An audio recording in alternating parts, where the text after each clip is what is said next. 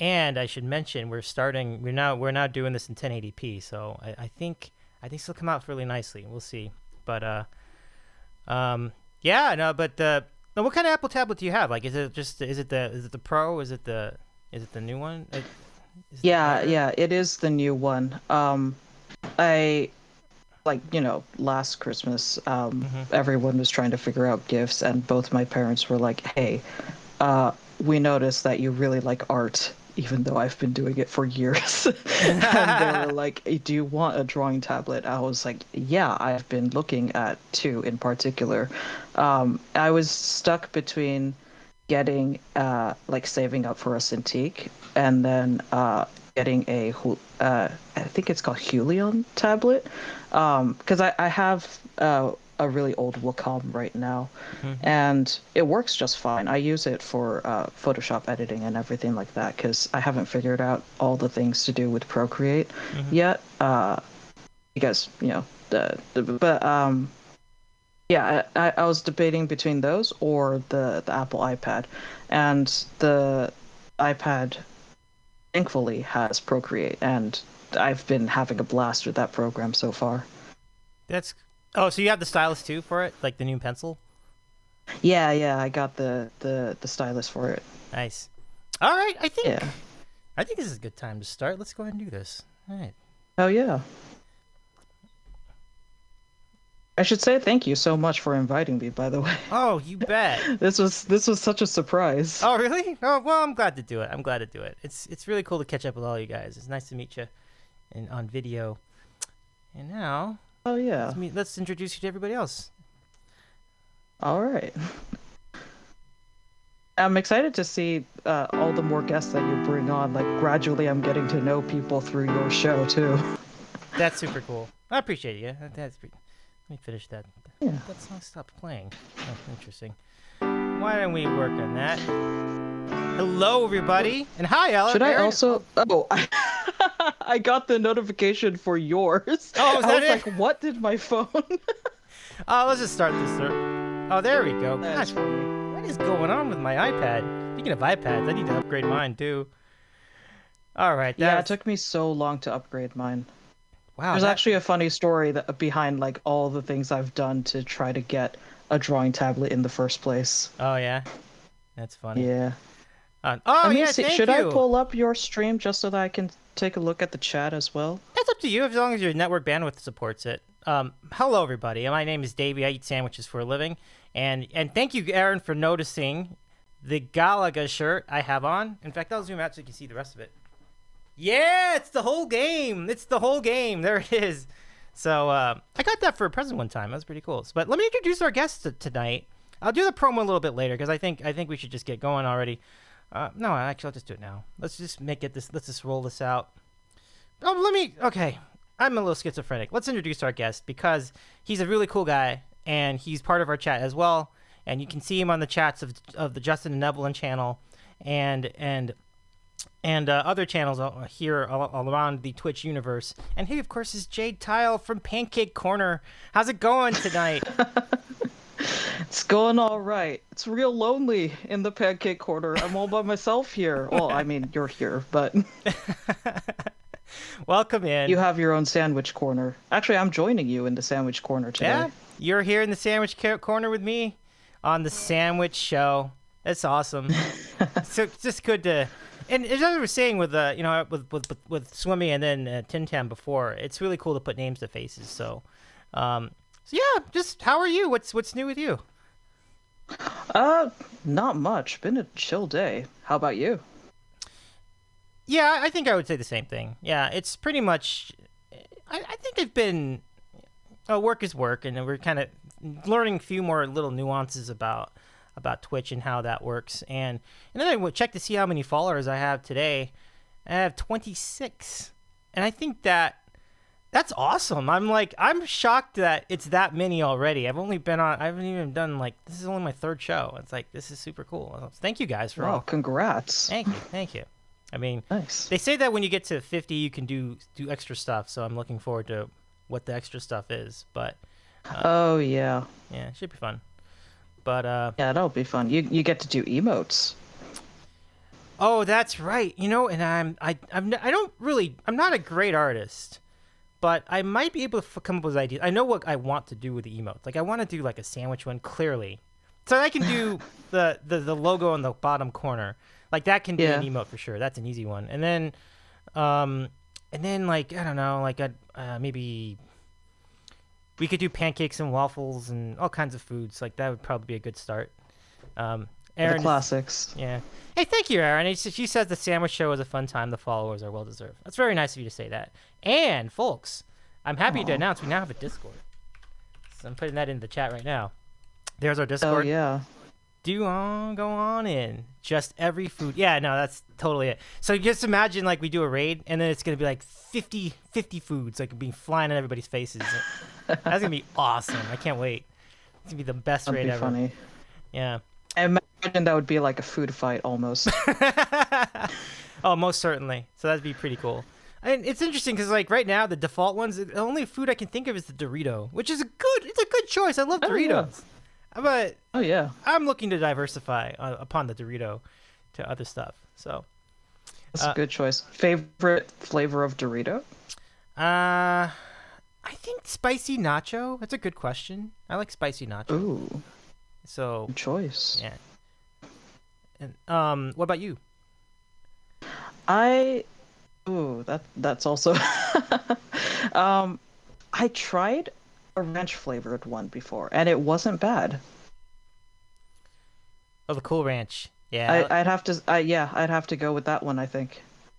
that's refreshing. Yeah, like that's a very refreshing. It goes really well with soda.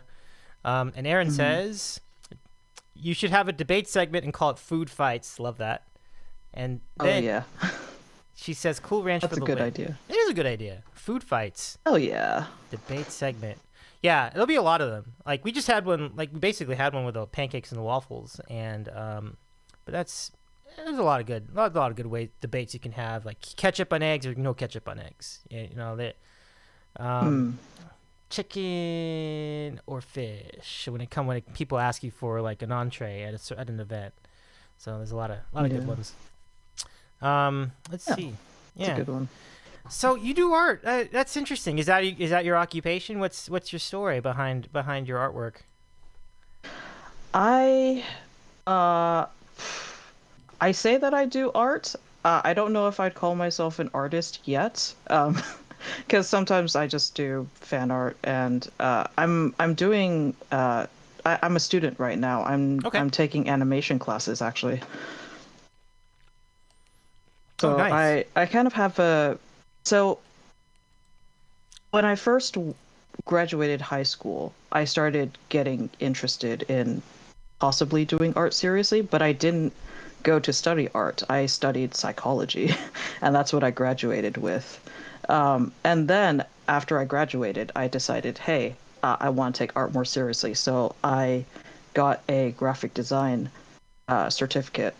And then after I finished graphic design, I started doing logo work. And a lot of companies, they would ask for like, hey, we want websites, and then on their website they would want like little animations and like something that's eye-catching. And then I decided, well, okay, there's so much demand for it, and I like animation. I've always wanted to learn it, so why not pursue that too? So that's kind of where I am now. Nice.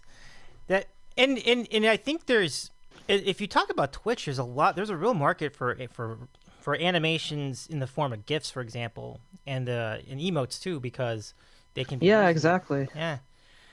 You ever see that commercial with that one lady? And I think you might know who this is, but I always see this commercial when I'm going into certain channels about how she makes remotes, and she even has her own channel that where she streams as well.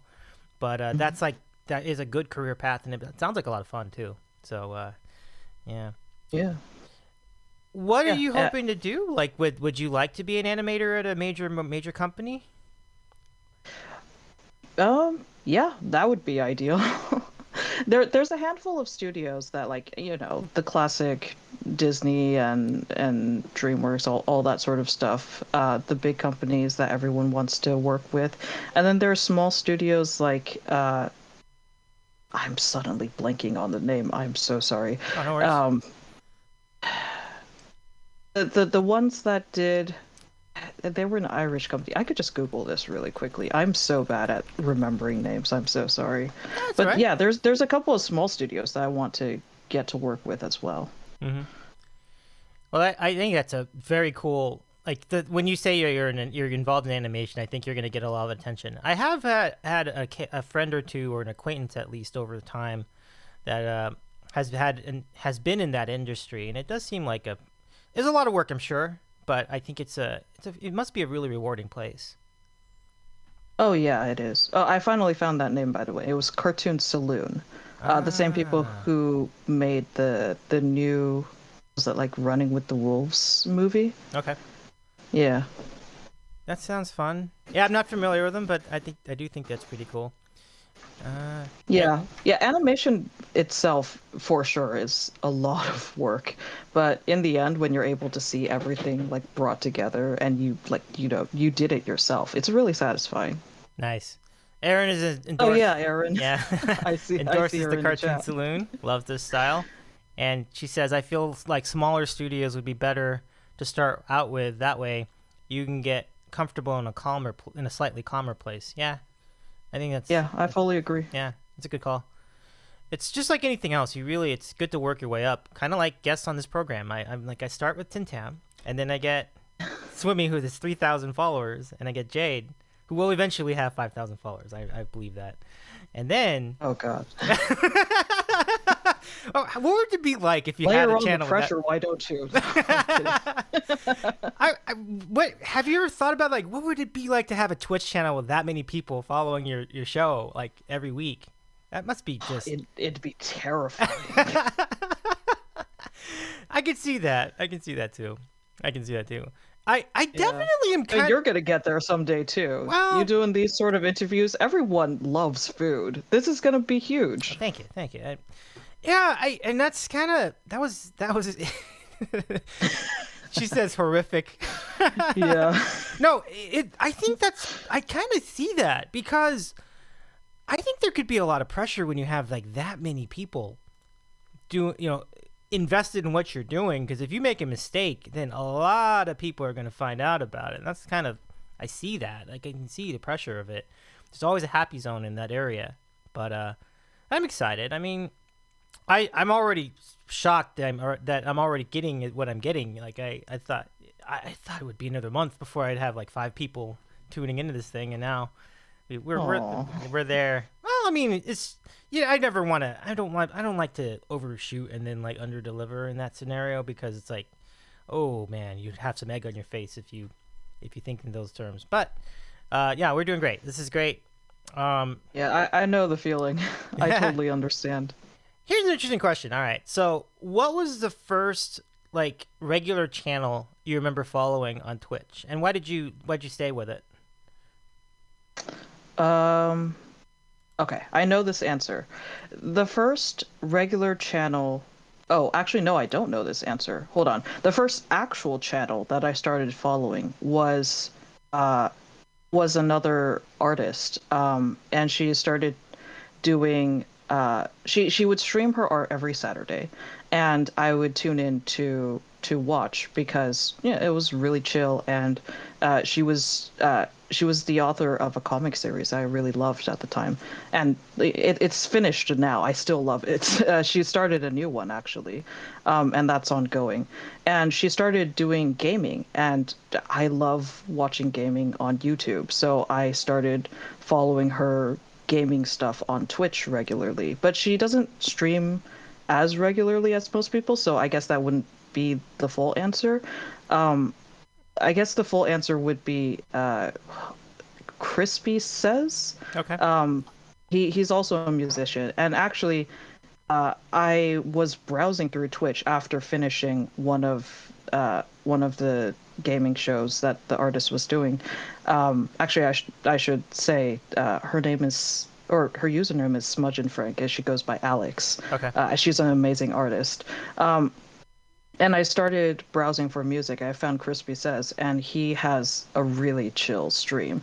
So I Nice. stuck around. He has great humor. Mhm. And then he rated Justin and Evelyn. And then Justin and Evelyn stream regularly. So I started watching them regularly. And then Crispy said, I guess he's been having some trouble setting up some of his new streaming gear lately, I think. But he should be getting back onto regular streaming again. But yeah, all the way around, Yeah. like three streams later, I ended up on Justin and Evelyn's stream, and they're the first ones who I guess like regularly stream who I follow. Okay.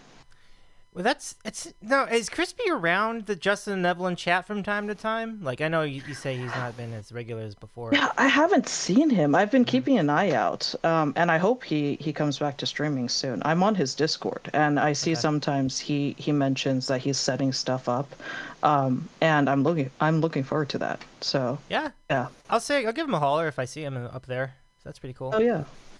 Yeah. So we're here with Jade Tyle, a big fan of Twitch and a big fan of art at the same time, and we want to invite you to ask us to talk to us about anything right now. We'll have a random question segment in a little bit. I mean, first we'll situate the sandwich of the week, and I should mention to everybody here that it is British Sandwich Week. Hence my attempt and failure of playing the God Save the Queen. I can try it again, but it's probably not worth it at this point.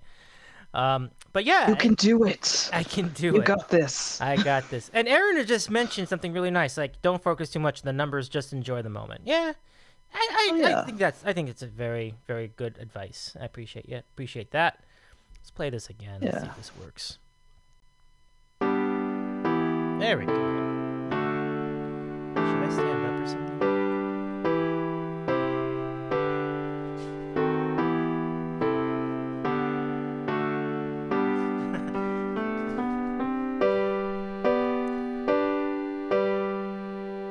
But yeah.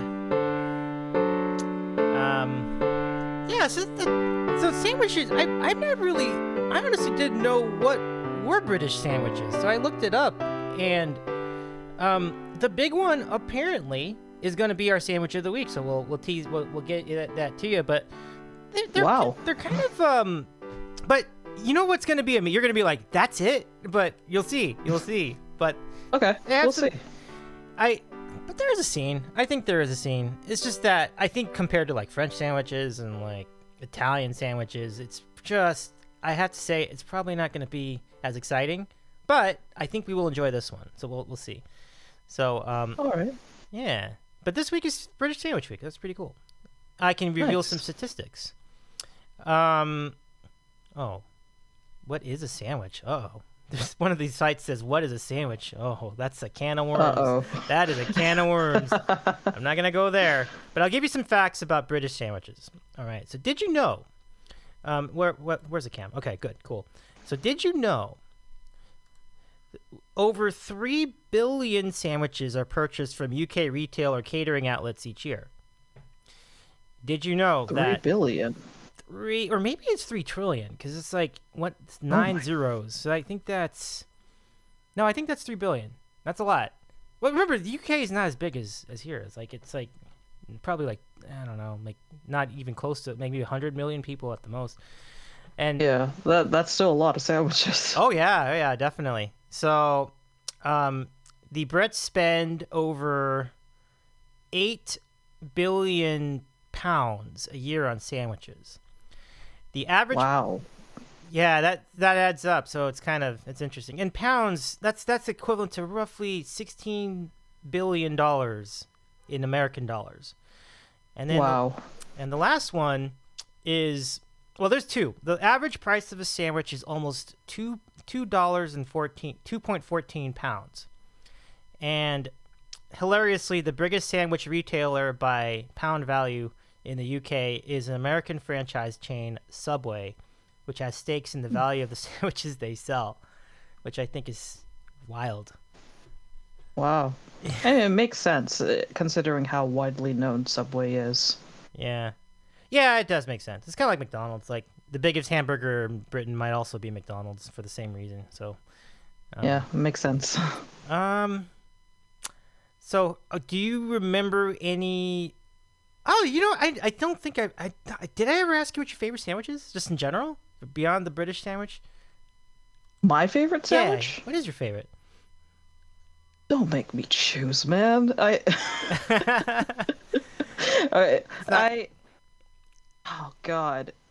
I've been thinking about this ever since you started streaming this and asking this to everyone. I've been thinking really seriously about sandwiches. Yeah. And I have to I have to go with the one that I just never get tired of. I always order when I can, which is a Panera sandwich actually. Ah, It's yeah. it's the one I mentioned the other day that was That's a good one. like uh it was supposed to be a turkey avocado BLT, except that I'm unfortunately somewhat of a picky eater and I don't like to eat uh tomatoes, like fresh tomatoes. Like I love sun-dried tomatoes and marinara sauce and everything like that, but I always skip the tomato and I skip on the mayo and I just get turkey, avocado, bacon, lettuce on black pepper frittata bread. And that's the one I never get tired of. Focaccia bread, so I good. know, right? Ah, it's just like it's almost like a pastry. It's so good. It really is. Like Yeah, you could just eat it straight up. yeah. I think they serve Yeah. it like that at some Italian restaurants. No, like you just get some and then you can dip it in the balsamic vinegar. Oh, and the olive oil. Oh God, that sounds so good Ah. right now. Oh, I'm ready for it. Oh, I never just said, I see Aaron's getting and I'm hungry. hungry again. Yep. Also, Oh Aaron, no. I see your question. I'm not saying anything about it. I It's a hot dog sandwich. We're not getting into that again. Listen, I don't think I think we did have a little bit of a consensus though. For like, maybe we had one or two dissenters among a group of like a dozen, but I think the hot dog can Mhm. be a sandwich. Yes, so Yeah. I think we've all arrived at an agreeable statement on that. But yeah, good times. Let's see. Do do do do. So, but yeah, focaccia is good. Do you ever have the breakfast at Panera, like with like the bagels and so on? I I haven't. I used to so in all of my undergrad, I got the exact same breakfast every single day possible for 4 years straight, and that was uh, bagels and lox because Mm, there happened to be a bagel bar in our yeah. cafeteria. So good. Is Yeah, your so always a bagel sandwich is good. cool Oh man, the first time I had bagels and lox, I think it was in high school, and I think it was for it was some party somewhere, and I didn't know what lox was until they had it, and then they're like, oh yeah, that's lox and bagels, and lox is just some kind is like salmon basically, like smoked salmon. Yeah, Yeah, yeah, it's just smoked salmon. yeah, it's delicious. It really goes well with the cream cheese and everything else. Oh yeah. So good. Yeah. Um, you talk about bagels. But first, let's get to Aaron's Hmm. comment. One thing I will never turn down, she says, is a Panera soup bread bowl. Ooh, I've had that too. Ooh. Yeah, with like sourdough bowl. Yeah, that's pretty cool. That's pretty good. Yeah, that's a good choice. Yeah, yeah. What kind of soup do you like the most with that bread bowl, Aaron? Like, what is there a particular soup that hits it for you? You can wait on that for a second. I think like a gumbo would Oh, be really my good. bad. Sorry, I have a random alarm in the middle of the day. Don't mind that. I barely heard it. It's all right. Let's see. Chicken noodle usually. Ah, Oh, that sounds really good good. choice. I like the choice. Yeah, That's that. nice. Yeah, that definitely. Now, I think Aaron would agree that the bagels are probably at their highest level in the New York area. So my question is a couple things. One, have you been to the New York area, even just like parts of like maybe a suburb of New York, like even like parts of New Jersey? And then two, where have you had your best bagel? Like where do you remember having the best one? Oh, is this a question for me? I thought you were asking Aaron. No, I'm no, so no, because sorry. I think Aaron had some anecdotes about getting bagels from the New York area in previous shows. Oh, I gotcha. Hmm. Yeah, I think I mentioned it briefly in chat before that I went to New York once. It Okay. was New York City, and then you guys mentioned how like visiting New York and visiting New York City are two completely different things because New York City can be a little bit wild sometimes. Um, and unfortunately, it was uh, not the best experience. I actually went there for a distant cousin's wedding. Mm-hmm. Um, when I went there. And I was also a child when I went there. So I think it was just like I'm a child in a big city and it was scary and I was dragged around to a lot of places dressed up how I didn't like. So that was probably what made it uh, a not so good experience. But besides that, I'd love to go back, visit, actually experience Mm-hmm. what New York is like and also like legitimately try the food because I can't remember if I even tried any sort of different food when I went there because I was just a child. I didn't have any like solid memories of Oh, I experiencing anything. understand. Yeah. Yeah. But in terms of best bagel, that's a good question because I don't go to a lot of bagel places. The only bagel place I usually go to is like Noah's Bagels. Um and that's everywhere in the Bay Area. Mm-hmm. Um they have pretty decent bagels. I like their they have like whipped spreads, like whipped cream cheese spreads. Mm-hmm. Those are pretty good. I've been to Noah's. I like Noah's as well. Yeah, it's not too bad. And Yeah. I do breakfast sandwiches at Noah's sometimes too. But I will agree with Oh no. yeah. Yeah. Like lox. Oh, I mean it's more expensive, but if you can get a lox sandwich, oh yeah, that's a good one. Yeah, I like to make my own nowadays just because like it's easy to just get a giant packet of locks and then just use them whenever you feel like it. Hmm. I wonder if there's some deals on that out there. That's interesting. Yeah, because they come Yeah. in packs. Yeah. That sounds delicious. Yeah. Let's see. Any more comments? Hey, Fitness Gal, welcome to the program. Welcome to the chat. Fitness gal. Welcome Hey. in. Say hi to Jade Tyle. He's on my right, or he's on the right. I which this is mirrored. So, okay, This this way. way. Yeah, I think Hey. that. There we go. Now we're There pointing you at him. go. There we go. Nice. Hey, happy to be here. All right, welcome in. Yay. Ah, yay, Jade. She says, and Aaron adds, "Ooh, whipped cream cheese is yum. 100%. I love the whipped cream cheese. Like Oh yeah. Now, here's an interesting query. Like, do you do the smear with like lox in it, or do you rather do just the cream cheese on its own and put the lox on top? And see, if you're hardcore, I feel like you do the latter, but I think there's some value in both of those. Okay. This is a trick answer Mm-hmm. because I get the flavored like whipped spreads from there and I get the salmon flavored one. Oh. So when I don't feel like putting together a whole sandwich, I just want like some bagel with spread. I use the salmon flavored whipped cream cheese and Mm-hmm. then when I put together the full sandwich, I use just regular cream cheese and then put in the lox, put on the every other ingredient, like whatever you feel like.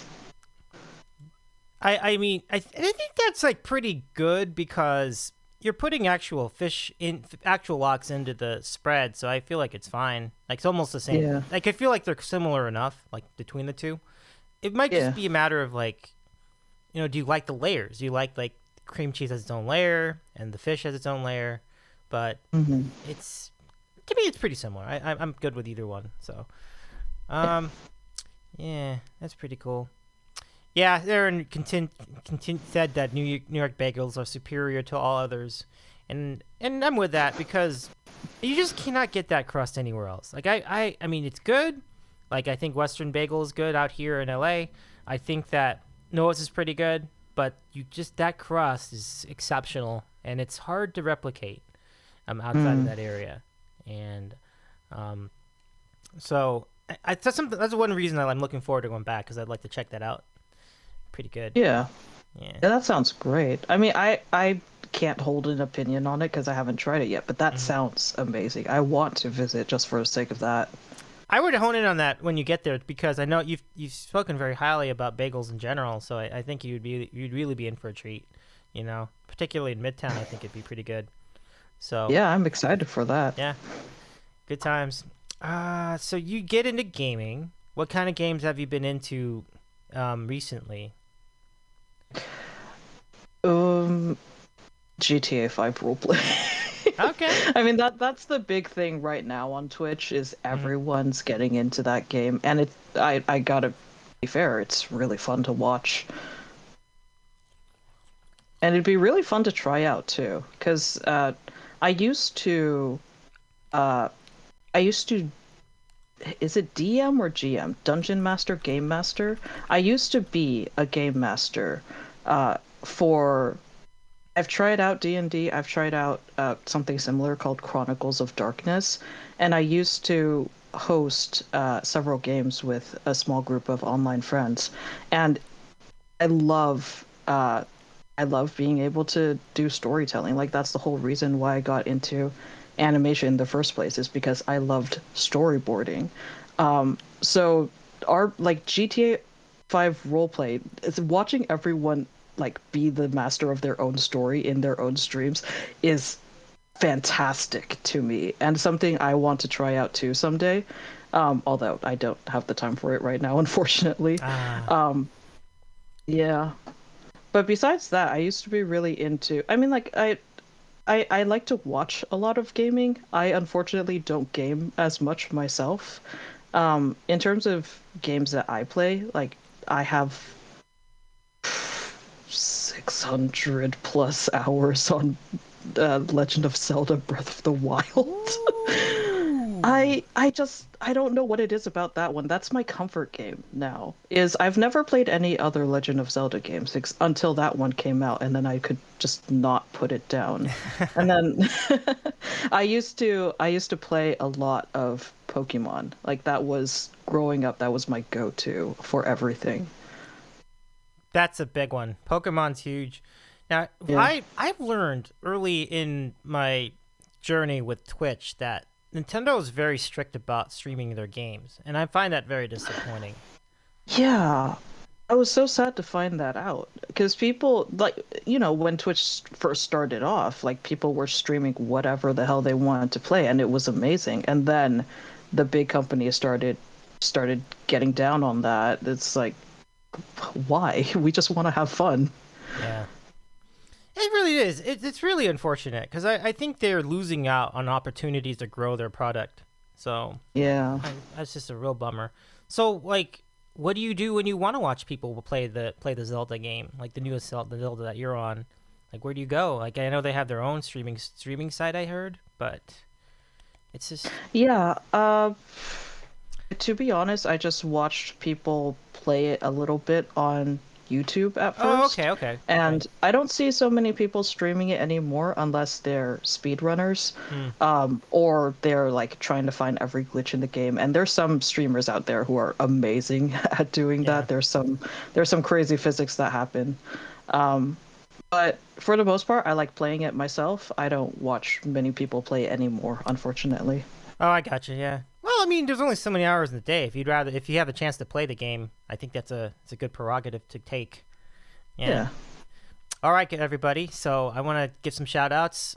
Aaron says, a store near me recently started selling Einstein Brothers bagels, which are kind of like New York bagels. Not as good, but better than every other bagel I've had down here. I like that. Have you been there? I've been. They have one. They have them in LA too. I do like those guys. Yeah, they're pretty good. Nice. Yeah. And then on the streaming topic, they want more people to buy and play the game themselves. Sure. Yeah. No. I mean, I agree. I think it's totally what Nintendo's up to, and they've been doing this forever. Like Nintendo has been very strict about their content, and that's where the whole seal of approval came from. I mean, there's a long, decades long history of them really trying to be strict about who can license their products and who can showcase their products and so on. So it is what it is. I mean, these games are fun to play. Switch is fun. My sisters and cousins play Smash Brothers all the time, and Smash Oh is hell yeah. super super fun, right? Yeah. Now, are you a Smash person too? So okay, so who's your favorite character in Smash? Because there are a lot of them. They're like like 100 characters. There's a lot. Yeah. There's even more. Like I feel like every month there's a new one. Yeah. Yeah. I'm in no way like good at that game. I just play it if someone wants to play it, which is usually my brother because he takes it pretty seriously. Right. Uh, my go-to is usually Ike, just because he's a really hard hitter, and it's really easy for me to spam. What was it, like side B, and he just zooms across the screen and knocks everyone out of the way, and that has to be my favorite thing. It's satisfying. I haven't played as Ike yet, but I've played with so many different characters like Mario and Luigi, and Oh yeah.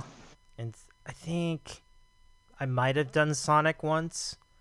Yeah. Oh my God. People who played those sort of like those really light characters that like just float through the air, like Pikachu too. It's just like it's so impressive to me. How can you put so much control? I don't even know, like most of the time just going right or left, I get confused who's who. And then there's people flipping all around the screen and I can't keep track of anything, and it's just impressive. It is. It's crazy when you have like 6 or 7 people playing that at the same time. How do you keep it? Yeah. And it zooms out a lot, right? But it's just hard to keep track of all of that in one sitting. So it's really fun though. Yeah. Oh yeah. And I stink at the game. I'm just to be fair. I'm acting like I'm a big expert. I am not. I am terrible at that game. But good on you. Me too. Oh, you are too? Oh, okay. Well, I'm no good at it. I would be interested to see when we hear from Tim Tam and Swimmy later where they are in their level. I don't even if they play that game. I don't even know if they're. Yeah, I'm curious. I am too. And Aaron as Because well. they are technically like they stream games. They are professional gamers technically. Yeah. I think that's a good way to put it. Yeah, and definitely Swimmy is. I think he talked about that last week. Aaron adds, the fact that there are Animal Crossing characters in Smash is crazy to me. It is, but because I've seen what that is. I've seen what Animal Crossing is.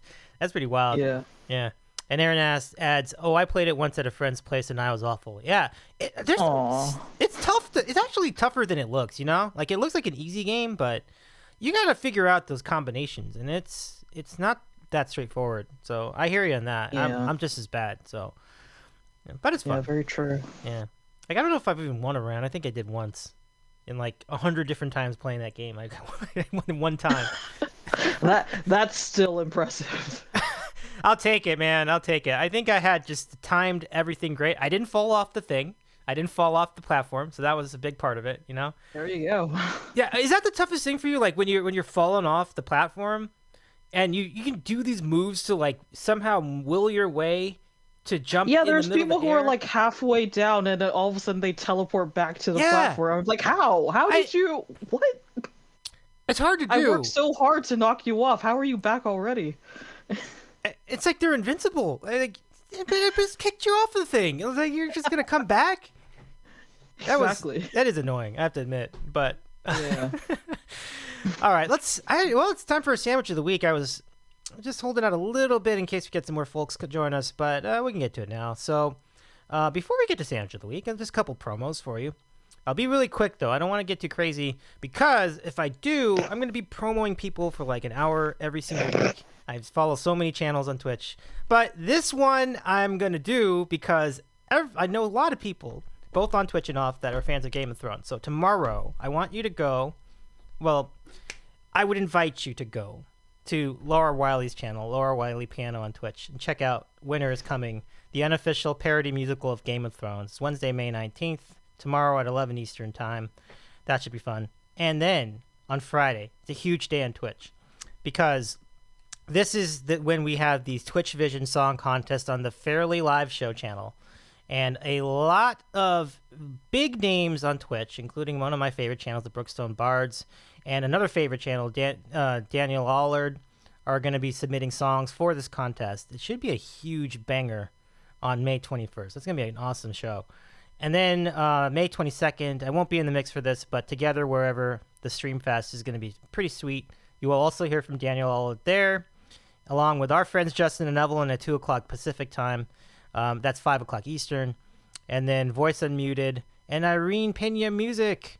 And Sashi Boom, it's at 9 o'clock Eastern, so that's pretty cool. That's a great lineup. May 22nd. That's all day on our stream. So, all right, Jade.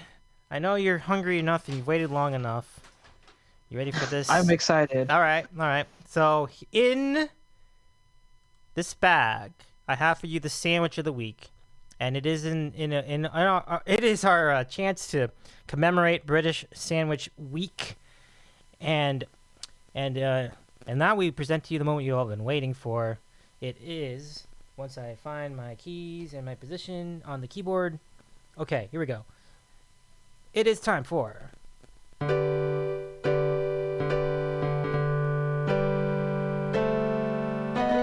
the sandwich of the week. Yeah, all right. So let's get right to it. And back we come. And the venue for which I chose the sandwich is a little unusual because it was not my first choice. I didn't want to go to this place, but I went there because it was convenient. So I went to the famed Mel's Drive-In and picked this up. And this is I'll just show it to you what it is. This is a BLT sandwich. Oh, this way. Oh yeah. There you go. And a classic, very absolutely. nice. And this one happens to be on sourdough bread for our eating. Perfect. Yeah, I like sourdough. It's a good choice for the sandwich. So I'll take one quick bite and we'll take a look. How's it? The bacon's on point. This is really good. Nice. They toasted the sourdough, which is excellent choice. You gotta toast it. And the tomato, it's not the hugest tomato, but it's pretty fresh. And the lettuce seems to work in. There's not too much mayonnaise. I would not mind copious amount of mayonnaise on this sandwich, though. So if they did do that, I would be happy with it. But I think the mayonnaise quantity is just right. And as Aaron just said, truly a classic. And I love the sourdough's a great call. So there it is. Oh yeah. The BLT from Mel's Drive-In, a classic. You remember it from American Graffiti, and it's basically a chain restaurant. They have a number of locations here in California. They have them near you too, right? Didn't they have one in San Francisco? Like they had one.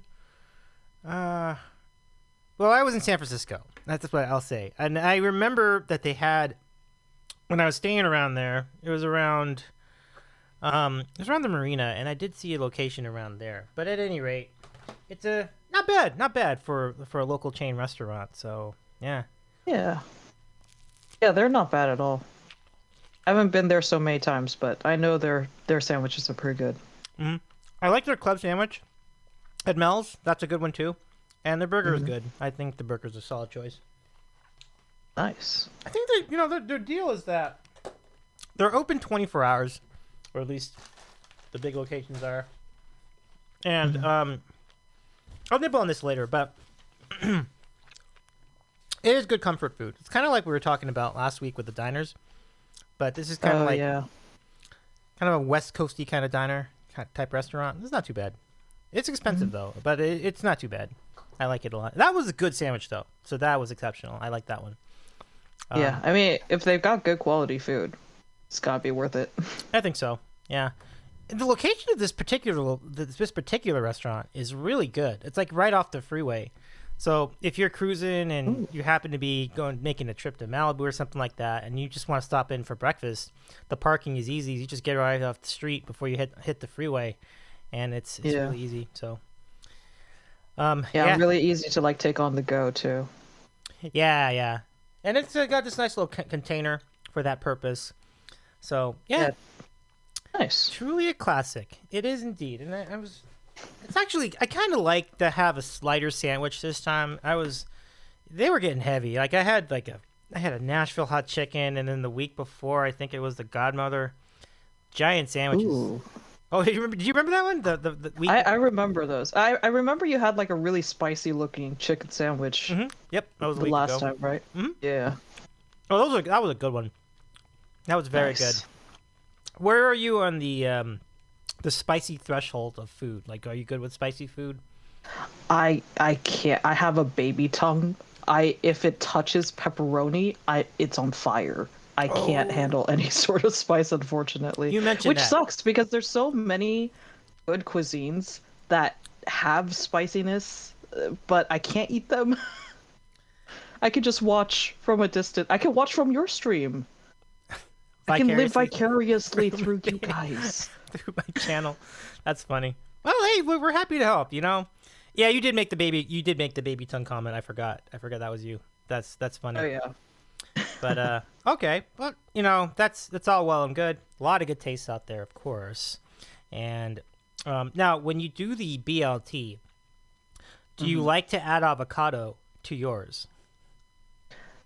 Yes, I'm guilty of adding avocado to everything. I am unfortunately that sort of Cali person. Avocado toast. What's your position on that? Yes, Nice.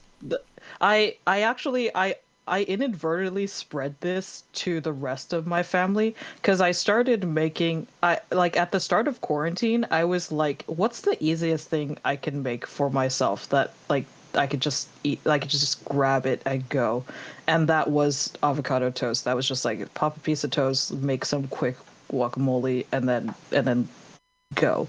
And then I started making it more complex. So I nowadays I do um, a piece of sourdough uh, toasted, and then uh, ham, like any sort of ham. Guacamole. I have lemon trees in the yard, so we never buy lemons, and I always add just lemon, avocado, salt, that sort of thing. Um, and then uh, fried egg. My sister actually taught me that. I was making avocado toast for a long time, and then she was like, "Why don't you add an egg to it?" I was like, "Oh my God, you're a genius!" So we started trying to perfect how to make fried eggs, like the perfect consistency of like you bite into it and it's like very slightly runny, and then afterwards you could just like sop it all up on the plate with the bread, and and then we made that for a few times, and I was like, you know what would be even better than this? Add fresh cracked black pepper on top. And then that's been our go to ever since. Oh my gosh. I was just mad at do you do egg? And then I was about to ask, Yeah. do you do pepper? You had all the notes in one answer. That's Yeah, so we good. got it. That's awesome. Only thing left is just like if only we grew cilantro, then we could just add like a little bit of cilantro to the avocado every time we make it. That would probably That would perfect be it. just that'd be maxing it out. Maybe what do you add Cholula to that, or is that over the top? Maybe we don't do that because then it kind of drowns out the I pepper. mean, if you're into it, Right, right, right. I don't judge. Yeah. Yeah, that really does. And Fitness Gal just says that sounds so great. That really sounds so great. I want to go to I want to go to a cafe and get one of those now. That's really cool. I And you did know, that yourself. right? That's pretty good. Yeah. Yeah. I didn't know that it was a thing that restaurants sold them until one day my friends were like, "Hey, let's hang," like high school friends. They were like, "Hey, we're all back. Let's hang out for a day." We went to a cafe and their entire menu was avocado toast. And I was like, "Wait a second. This is what it's called? I've just been adding avocado to things willy-nilly all my life, and all of a sudden restaurants are making them." Isn't that funny? They've all Yeah. capitalized on the craze. It's so funny. Yeah. I mean, I, I don't blame them. It is good. oh yeah. I mean, look, I was victim of this craze too, and I went to a place and ordered it and paid my $8 for a piece of toast. Like, I know, right? I know it's so expensive. It's like, oh come on, guys. Like, but it's all right. It was very good though. I really liked it. So Yeah. I mean, that's the thing about avocado itself, like as a fruit, it's just like once you get into it, it's really hard to stop. And then it becomes pricey like the more you eat it. And that's when I started trying to grow avocado trees. no kidding. How I did that? have I have a 1.5-year-old one in the yard, Mm-hmm. and uh it was struggling for a little bit, to be honest. And I finally figured out how to trim it correctly, and now it's sprouting like 20 different branches. And in a couple more years, I'm hoping it'll survive. because I've grown two before, and they got to a decent size, and they died because Oh, I traveled across the state with them, and they did not survive well. Uh, and and hopefully my 1.5-year-old baby tree will survive. I'm rooting for the little tree to make it. Yeah. Oh man, that's fun. Gardening is fun. I mean, growing trees and fruit or vegetables like that is really cool. So, good luck, man. Yeah, I mean, I've grown up with gardening because there's the area that I'm in used to be an orchard, apparently. Mhm. So it was an apricot orchard, and we have one of the remaining apricot trees in our yard. And then I guess the original house owners planted uh, lemon. We have two lemon trees. Uh, we had an apple tree, and it unfortunately didn't make it. Um, we have we have a persimmon tree, but the crazy thing about this persimmon tree is it's two trees in one, where like the two variants of persimmon, that is like the flat bottom one and then the pointy one, and Mhm. then one of them you're supposed to eat crisp and one of them you're supposed to eat soft.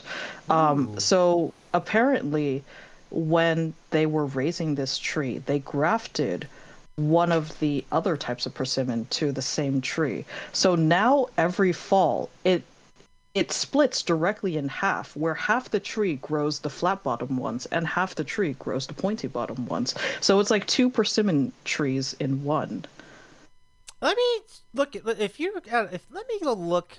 Let me show you or show our viewers what the differences might be. So I just googled this. Let's see what this looks like. So the pointy and the round bottoms. Where is it? Hold on. It's just a blank screen. Let me work on that. There we go. So yeah. So let's take a look at that now. And so I think that's what you're looking at on the right hand side. Does that look about right? Like you kind of have it a little bit, or is it more pointy than that? You think? Yeah, those are the exact ones. Okay. The pointy one, I guess, is just like you can't really see it from this angle, but the Hmm. bottom of that, the larger one, has kind of a tip to it, Right. and that's why I just call it the pointy bottom one. But really, it's they're both round. Yeah. Well, I Yeah. mean, yeah, that's it's an interesting flavor. I was just thinking like it's not too sweet, which is to me is a good thing. I think it's a good thing because it's not Yeah. overwhelm you with sugar. So it's a good scenario. Yeah. Um, It's a very autumn flavor. yeah. Yeah. Yeah. That's I like that. That's an autumn flavor is a good call on that. It definitely has a nice, kind of a mild taste. And Aaron says, "I don't think I've ever had one." Yeah. Well, Yeah. I was surprised not many people have seen them before, and I've kind of just grown up eating persimmons every year just because our tree. so Jade, how would you describe a persimmon to a person who's never had one?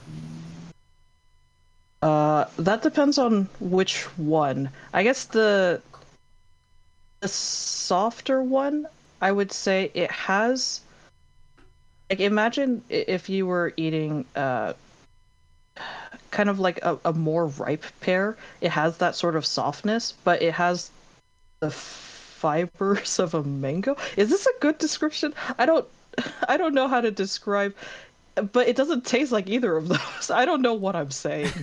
Um, it how do you describe a persimmon?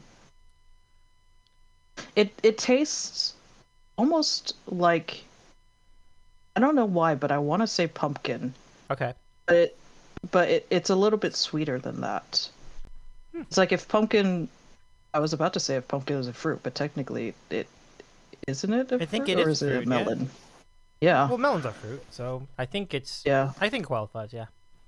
Yeah. I would say the flatter one uh has a little bit more of a apple texture, like a really crisp apple texture, but still same flavor, I think. Okay. Yeah. Yeah, that's kind of where I'm at. I thought I kind of yeah. It definitely has a crisp to it. That's what I remember. Yeah. It's been a Yeah. while. I haven't had one in a while, but I think there's a crisp, and the taste is Yeah. kind of Perry-like to me. With That's right. yeah. It has like a really mild aftertaste. Mm-hmm. Like all of a sudden all the flavor is muted. Yeah. Yeah. Yeah. It's a fascinating fruit for sure. It's kind of an unsung hero of the fruit world, isn't it? I've never, it doesn't get Yeah. talked about a lot. So I'm glad we brought attention to it today. So, ladies and gentlemen, I think you guys know what's coming next, and now is your opportunity to ask questions of both me and our friend Jade Tyle in what we call a chance to delay and give you a minute here. Okay, on what we call America's favorite moment in Twitch broadcasting. Do the dance. It's time for random questions. Good stuff. With Kevin on the cake. And again, Kevin is on assignment, so we bring in Jade Tyle to fill in. How's it going, Jade? Welcome back. Thank you. It's great to be back. Well, hopefully that what kind of things were you doing on the hiatus? Were you checking out some new activities and hobbies and I was thinking really hard about what dance to actually do because the song was going and I just sat there just being like, oh, but what dance?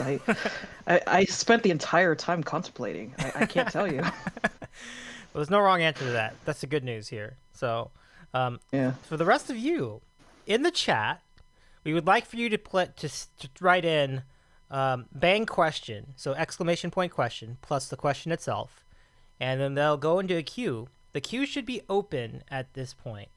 I will check just to make sure. It is open. It was open the entire week. I didn't realize. I forgot to close it.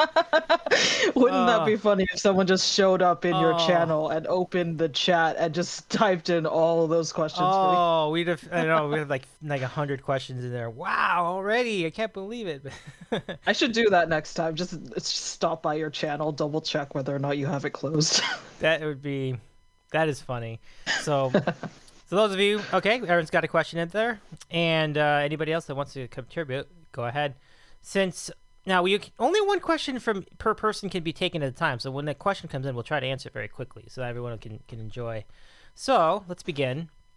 Aaron has the first question. She asks, "Are you enjoying your animation schooling?" That's a very good question. I feel like that's almost a trick question because it's a lot of work, but it's classes that I really love to learn from. So, on one hand, I'm staying up every night and struggling to keep up with deadlines a lot of the time. On the other hand, I'm learning a lot and I like what I learn. So, take that for what you will. It's kind of yes and no at the same time. All right. Well, I mean, there's a lot of takeaways you can take from that. You can take positives and negatives from just about everything in life. So that's pretty cool. All right. Yeah. Next question is for me. My question is, what is your favorite color? Black. Okay. It's very straightforward. I thought about this in high school. This is gonna turn into a whole story. I'm just telling you now. I thought about this in high school. I liked wearing black a lot, and it just never changed. Boom. Story end. Oh, okay. That was the story. Good story. Stories don't have to be long to be good. Like that. That's a very good story. So Thank you. I gotta ask you too. What's your favorite color? Oh, okay. Yeah. Well, the two-part answer, because when I was young, my favorite color was red, but today my favorite color is green. I like green because green is like a color of peace. Green is a color that says go on the stoplight, and green is the color of grass. Green is just a very, very beautiful color, and I think green eyes are pretty. I think green grass is pretty. Green mountains, green. In fact, just drive this home. My computer, I turned my computer keyboard. My LEDs are green, so I guess that gives you a feel for it. I grew up. There you go. Yeah. Nice. I think that speaks a lot to like, I love green as well. And I think it comes from like both of us are in California, and I think we're both of that age of like we've lived through the drought time, and still even in Northern California, and I'm sure like Southern California too, everything's just brown, and then after it rains and everything's green, it's like, oh, life is beautiful again. It is awesome. The post-rain mountains is amazing. Like, it's so cool. Yeah. I wish I could take more photos of that. And yeah, it's you're right. That's really cool. Yeah. We take it for granted. Like, people on the East Coast get green all the time. They get lots of rain. They get lots of trees, and it's like, man, Yeah. They get colors. They get weather. yeah, they get weather. Yeah, that's true though.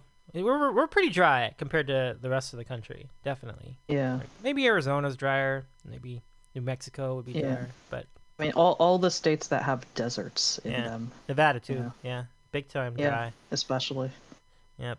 Aaron responds, as far your regarding your how things are going with the classes. It's like me when I had AP art in high school. I loved it, but it was hard at times. Agreed. Yep. And then she asks, my favorite color went from yellow when I was younger because I really liked Big Bird. It's cool. Oh. I love Big Bird too. Yeah, he's the best. And then it was orange because I decided yellow was just a little too bright. And now it's purple because purple is a gorgeous color. I know a lot of people who like purple as their favorite color. And also, just a note on the orange, like a very quick story. There was a guy that I knew in college, and actually, come to think of it, he was also an animator. His favorite color was orange, and for graduation, he had an entire like bright neon orange tuxedo. It was every single piece, every single layer was the exact same shade of orange, and it was magnificent. He strode down the aisle like he really rocked it. Nice. I mean, if you're gonna wear orange, you got to own the orange. It sounds Yeah. like he owned it. That is key. Yeah, he really did. You can make it work if you have the confidence to make it count, and he did. That's cool. Yeah. Yeah. Did he have like the frilly like white ruffles in the inside of it too? Like, like for the shirt. Those were orange too. They were orange. Oh. Yeah. My goodness. I was really impressed. I don't know how where he even found such an outfit, but yeah, he rocked it. I think he went to Elton John's house and got it. I'm sure he did. Yeah, you're right. I mean, it was in LA, so he could have just. Yeah, very much so. That's a good point. Yeah. Let's see. Oh, here's this one from Fitness Gal. She asks, animation school sounds so awesome. What do you want to do when you finish?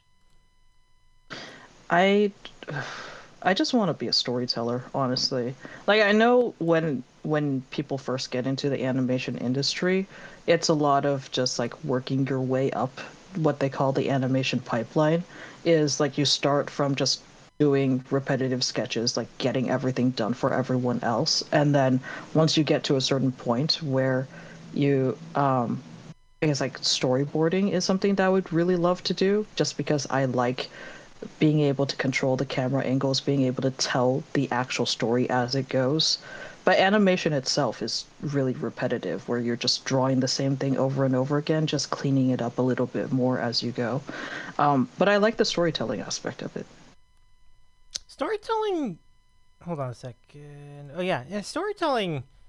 I like to tell stories too, actually, and I like writing stories. But I hope that works well for you, Jade. That's really awesome. Like, in stories through, or would you say like stories through art specifically? Like, would that be kind of a cool way to go about it? Like, Yeah, I think that's it. Story throughout. I like it. All right, so this. Thanks. Yeah, you bet. No problem. All right. So Aaron now asks, favorite holiday and why? That's a hard question for me. I mean, what holidays are there? I mean, the classic is just winter holidays like Christmas, New Year's. There's some people celebrate Easter. Some people celebrate. I mean, Halloween's a good one. For me, it's a little bit of a tie between Halloween and. Do you know like the Holly Festival? It's like where people throw colors at each other, and it's like it's meant to represent like I think I'm not the expert to actually say what it is, but from what I know of it and from what some of my friends who invited me to that festival know have told me about it, it's just like kind of starting over, like moving past grievances, like it's almost like a New Year's sort of thing, and I had a really good experience with the Holly Festival just from hanging out with friends, actually like attending the festival, throwing colors at each other, and I've got to say that that's definitely one of my favorites. I've not done the Holly Festival in particular, but I have participated in something called the Color Run, which you throw like all kinds of colors in the form of like chalk or something like that, and then pellets that explode into colors and things like that. So that's the closest comp. Yeah, Yeah. It's very messy, but it's fun too. So yeah. yeah, agreed. Yeah. Oh, every time I go, I always wear like the old clothes that I don't have a problem getting stained or like possibly throwing away. That is smart. Yeah. Or if you're feeling dangerous, wear a white shirt. Like Well, or one that you can you can get rid of, right? Like if you. 'Cause that yeah, would- yeah. yeah. Like not something that you're gonna wear forever, I think. Right. I always have like a dedicated outfit for getting dirty if that's the case. Mhm. Yeah. I gotcha. Let's see. Aaron says Halloween is my jam. It's a good one. Oh yeah. It's fun. I want to know, Aaron, what's your go-to costume? Ooh. And she says, I mean, if you wear white and it gets stained, it becomes somewhat of a memento shirt. Yeah, Exactly. that's Yeah. exactly it. Yeah. I mean, you still got to put it in the wash because otherwise the powder will get everywhere and stain everything that you love. But afterwards, if the color's still there, hey, it's a memory. Definitely. You'll know where it came from. Like, oh, that was that year. That was, oh, I remember that one. Yeah. It's really Yeah. fun. Now, do you think that they will do the Holly Festival in the near future? So, I know things are starting to open up again, but do you think they've advanced to Yeah. that point? What do you think? I hope so. I mean, like last year and even this year, because I think it passed recently, was canceled for obvious reasons, and I think it's a good thing too. But I look forward to in the future when it does come back. I hope people will be able to enjoy it more. Yeah. Yeah, oh, yeah. I agree with that because, like, people will appreciate some of these events more than because we've been apart for so long, basically. So Yeah. I totally get that.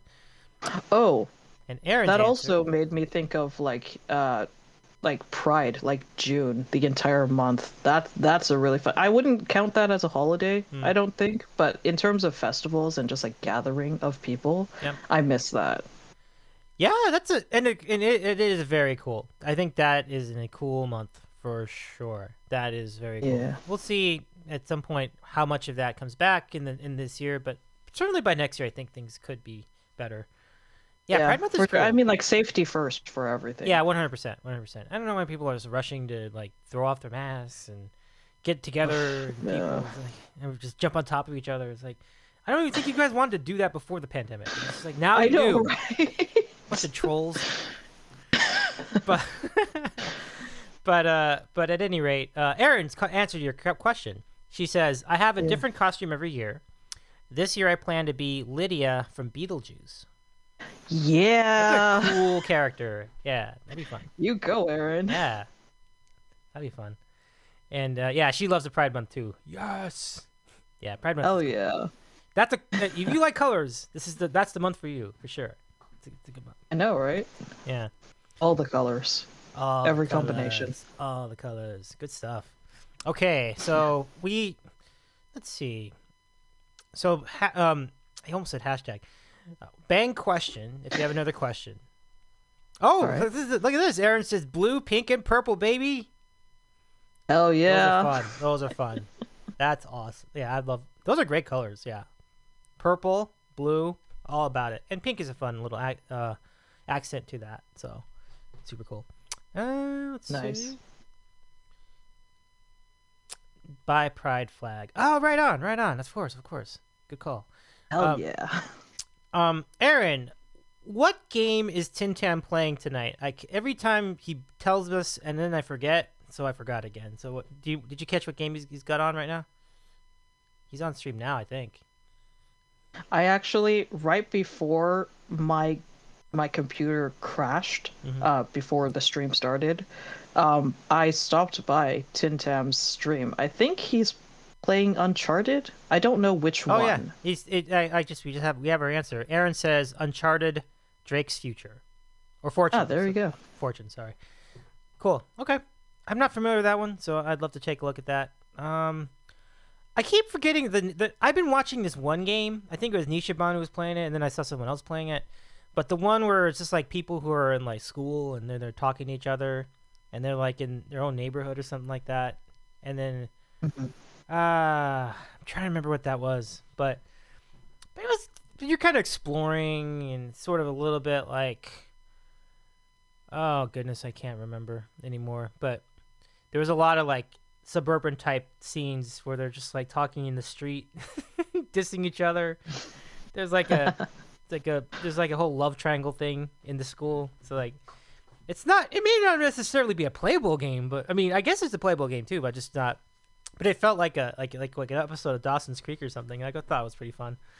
So Interesting. Yeah, but thanks for that, Aaron. I appreciate that. I don't know if he's still going to be streaming when we're done. Maybe we could raid him, return the favor. That'd be fun. Yeah, I'm gonna think about that. Let's see. Any more questions, everybody?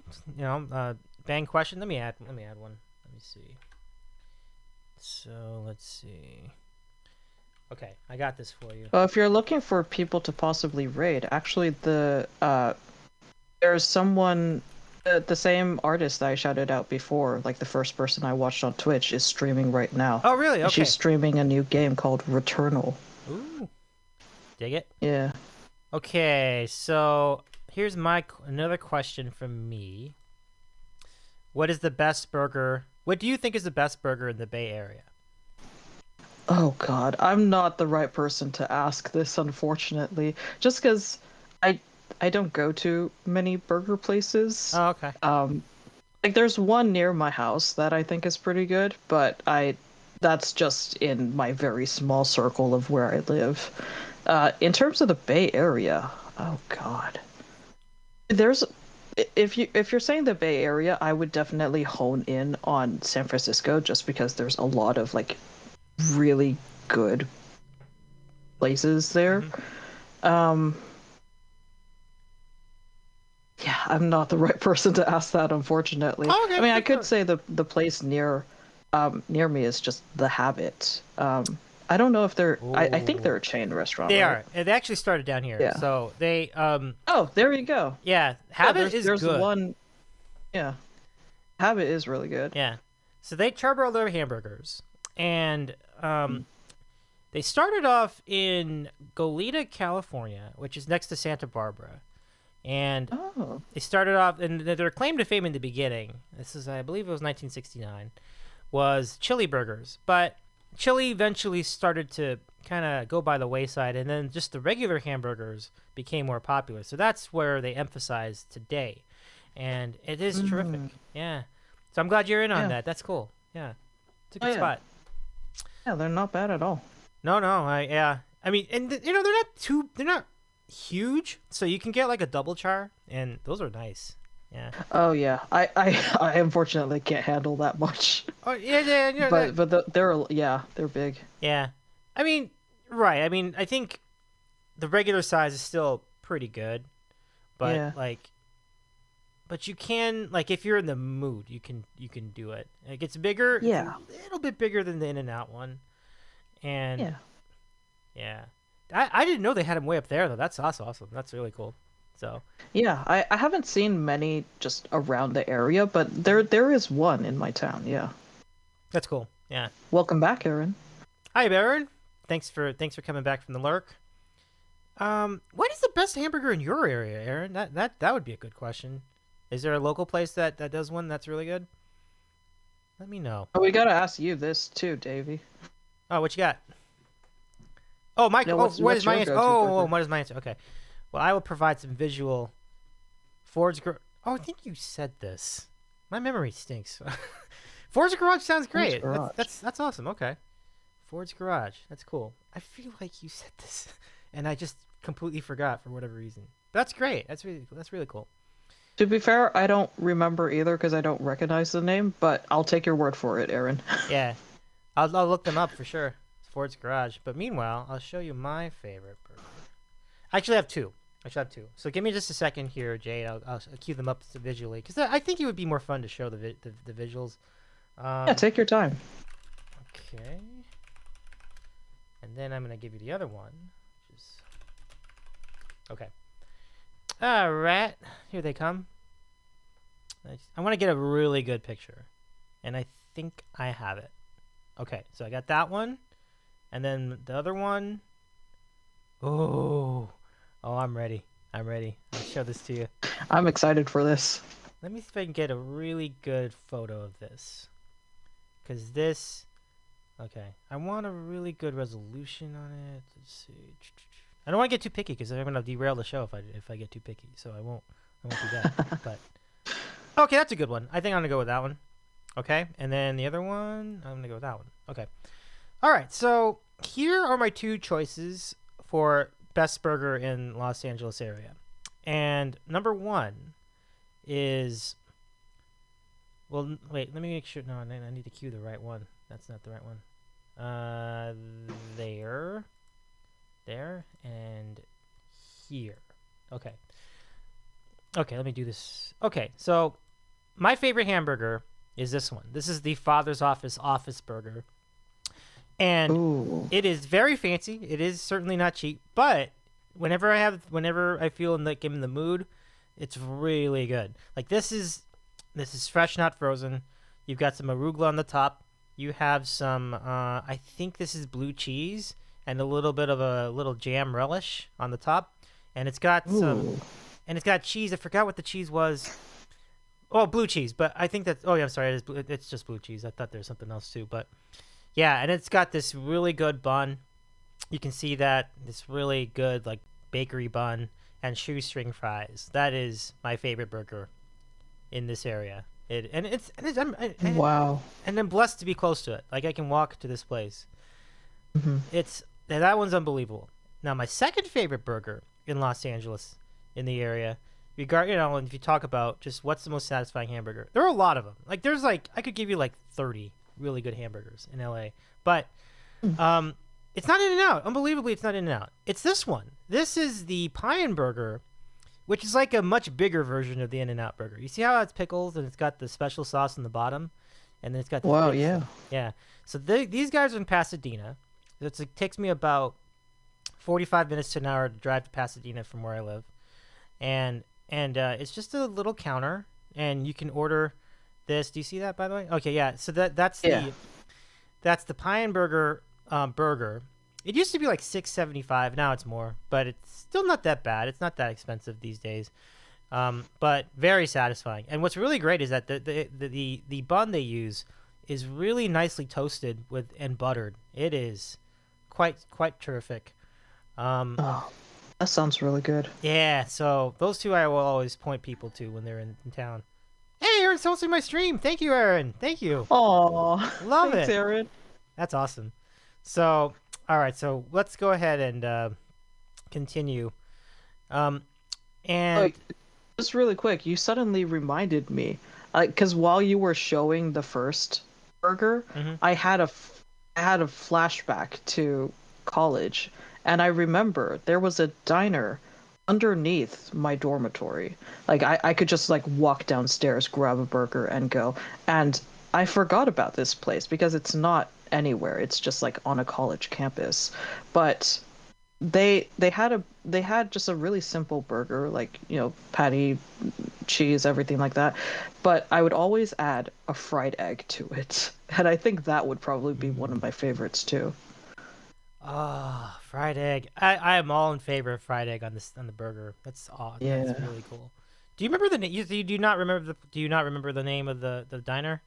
I do. It was Okay. called the Lion's Den. Ooh, it's a fun Yeah. name for a diner. Yeah. I know, right? It's super cool. So let's see It, here. it would be open until 3 a.m. every Saturday and Sunday, and it would be impossible to sleep because there would be people, coming back from parties, getting food, Yeah. and I would be upstairs of that. Oh yeah, that'd be really. Oh yeah, that would get noisy. That's true. That's true. Yeah, But but it was okay. yeah, it's all right. I mean, they're doing their job. Like that's the best time to have a place like that. Like 2 a.m. in the morning. Yeah, especially since they did milkshakes and they had pies, like just sitting on the counter. It was like a legit diner. That's pretty legit. Yeah, seriously, that's awesome. Yeah. Cake, pies, Yeah, so good. it was good. Yeah. Anyway, sorry to interrupt your question. No, no worries. No, Hamburger has a lot of that, but it's only a daytime operation. Like they don't open to 3. They only open till like maybe 8. Oh, more for lunch. It's more for lunch than it is for dinner. So yeah, makes sense. yeah, but it has a lot. It's smaller, but it does have perfect counter food. Like the pies are good too. That's why it's called Pie and Burger. It's like the pies are great. Oh, They have a lot of different ones. I can't really recommend a specific one. They're all good. So, okay, Aaron says, yeah, Ford's is also on the more expensive side. Nevertheless, I want to check that out. So whenever I'm around that area, I'll make sure I'll look them up and I'll see about it. If you want a more affordable but really good burger around here, the go-to is Culver's. Yeah. And and she says, "Oh, it's Pie In Burger." I thought you were saying Pine Burger. Oh, that's my fault. I thought that at first too, and then you said it a few more times. I was like, oh, I got you. Pie In Burger. Yeah. Pie and burger. Yeah. So I'll slow it down. So, yeah, no, for sure. But Pie In Burger is very fun. It's a lot of nostalgia too. If you guys were familiar with a show called California's Gold by the late Hugh Hauser, he loved that place too. And so that was featured on one of his shows way back when on public television somewhere. I'm not even sure if they did that. Yeah, I don't even know if they did that show outside of LA. I mean, maybe they didn't. Like I'm acting like this is like a national show. I don't even know. Probably was just on. I mean, even so, if it's been on television and lasted that long up to now, where people are still like raving over it, that's got to be a good place. Yeah, and it is very much so. And I don't know what the situation is right now, post-pandemic, but they've been getting steady customers for a long time, and so I think they're still around, and I'm glad for it. It's really good. Nice. Yeah. So let's see.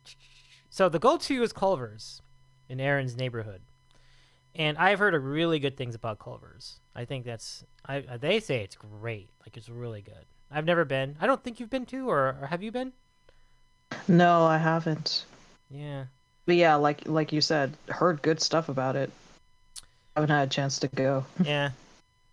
I would equate, I guess the type of food it is probably similar to In-N-Out, probably that scale of budget. And I don't want to downgrade In-N-Out. But the question was empirically what was the best hamburger. In-N-Out is a really good hamburger. It's just that it's the cheaper one. It's like a smaller one, so these are they are fast food. Yeah, they're totally fast food. And so and for what it is, for fast food, it is an exceptional hamburger. And the Habit is too. Yeah, it's true. really good. I guess. Yeah, very true. Do you have friends who like favor the Habit over In-N-Out?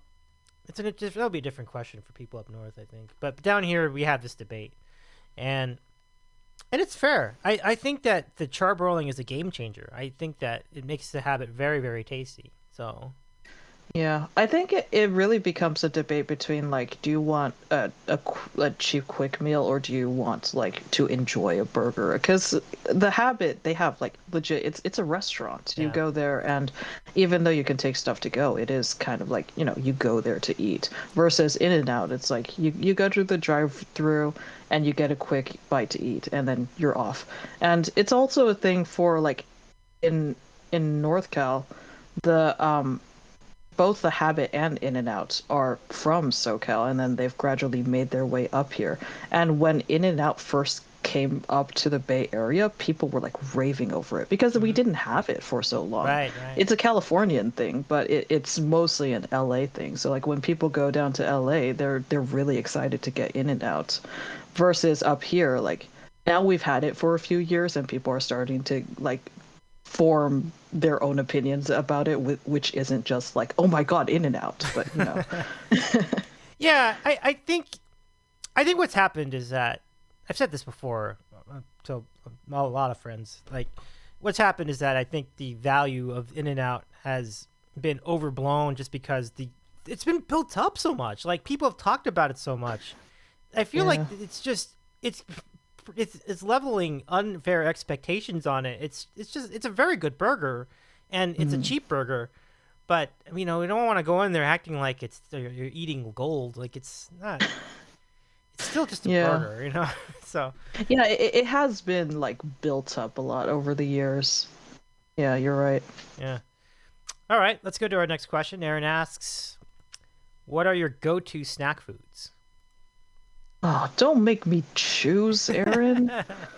I like, how many snacks are there in the world? You want me to pick one? Like, Well, she said foods, so you can do more than one. foods. Okay. I'll give you. Do you want your list in like chronological order or alphabetical order? Like, let's see. Okay. Top 3 to 5. I have to put like dried mango slices right up there just because that's been my go-to for the past few weeks. For some reason, like the entire past few months, I've been craving dried mango nonstop, and when I finally got a packet of it from Trader Joe's, I sat down and ate it all in one sitting, and I felt really bad about it afterwards, but not physically because it was really satisfying. Um Go-to snack food. I don't know what this is called, but there's a Japanese snack that's like a soy cracker. Um, it looks like a tiny cylinder and it's wrapped in seaweed, and that is always my go-to snack for like road trips because I could just eat an entire packet of it. It's just really satisfying. Um, I like crunchy stuff. What's another? I have to pick. Uh, Pocky, I think, or no. There, I remember okay, Pocky. so Yeah. yeah, Pocky's really good.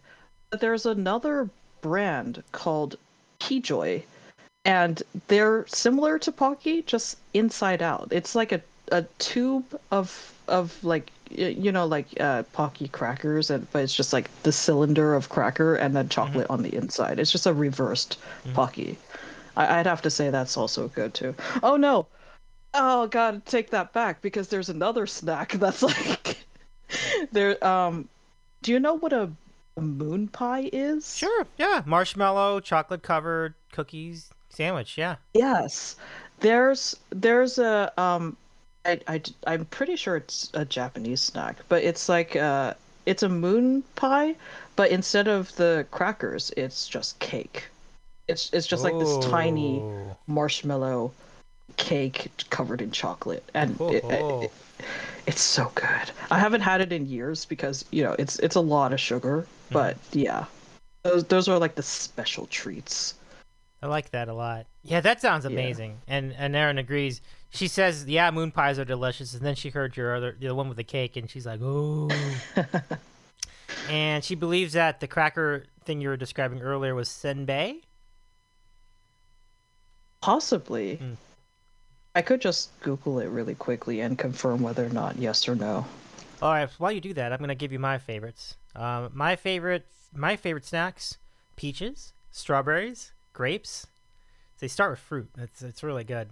But then after you get through that, potato chips, kettle chips.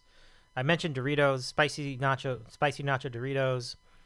Those are all fun. Popcorn is a big one. I love popcorn. So those are my favorites. Good choices. Yeah. Do you have a favorite flavor of popcorn? Just the regular one. Like I think. Yeah, I'm just like the typical, like the one you get at the movie theater. Like that's like my favorite. Yeah, that's a good question. But I Yeah, like those them are all. pretty good. Yeah, but I tend to gravitate to that, especially when you put like the real butter on it. Oh, so good. Oh god, yeah. So good. I miss when they used to have. Do they still have this? Like just the pumps of butter? I Well, oh yeah, I wonder what they're gonna do about that. I mean, I think they have them, but I don't think we can use them right now. That's a good question. Oh, yeah, true. Yeah. Also, to answer Aaron really quick, I found it. It's Senbai Norimaki. Yeah, Okay, so that's yeah. pretty So much. so it's the same. It's the same type of cracker. It's just wrapped in seaweed, Oh, which is okay. what nori is. So yeah, Okay. you're right. That's awesome. Aaron's answers: popcorn, Chex Mix, and jalapeno Cheetos. Ooh. There's jalapeno I didn't even know they had Cheetos? that. I didn't even know that existed. Was hot Cheetos not enough? Now you guys gotta add jalapeno to it. Sorry, I know Man, people love hot Cheetos. that's true. Yeah. Yeah. I'm gonna try that out. And then she says she also really loves watermelon. Oh, that's a good one. Watermelon's a good choice, yeah. Especially now, like summer's coming around and it's the season for it. It is great for the summer. Super cool. Yeah. The jalapeno is actually less fiery than hot Cheetos. I gotta take your word for that. I would have expected that too, though, because jalapenos in general are not the hottest thing you can eat. I think it's just more of a reputation. Like jalapeno is good, it's spicy, but it's not the spiciest. Like I feel like between jalapenos and then the red salsa at the Mexican restaurant, the red salsa at the Mexican restaurant's hotter. So I was Okay. yeah. So I think that's a good answer. And Nice. I think like so I'm going to the store. I'm gonna get some jalapeno Cheetos. I'm out of beer anyway. I gotta get some more beer. Here, yeah. Okay, so what is your favorite? And I'm gonna be careful with this question. What is your favorite beverage right now? Like just like soda, or it can be. You mentioned milkshakes. Like, what would be your favorite at the moment? Oh God.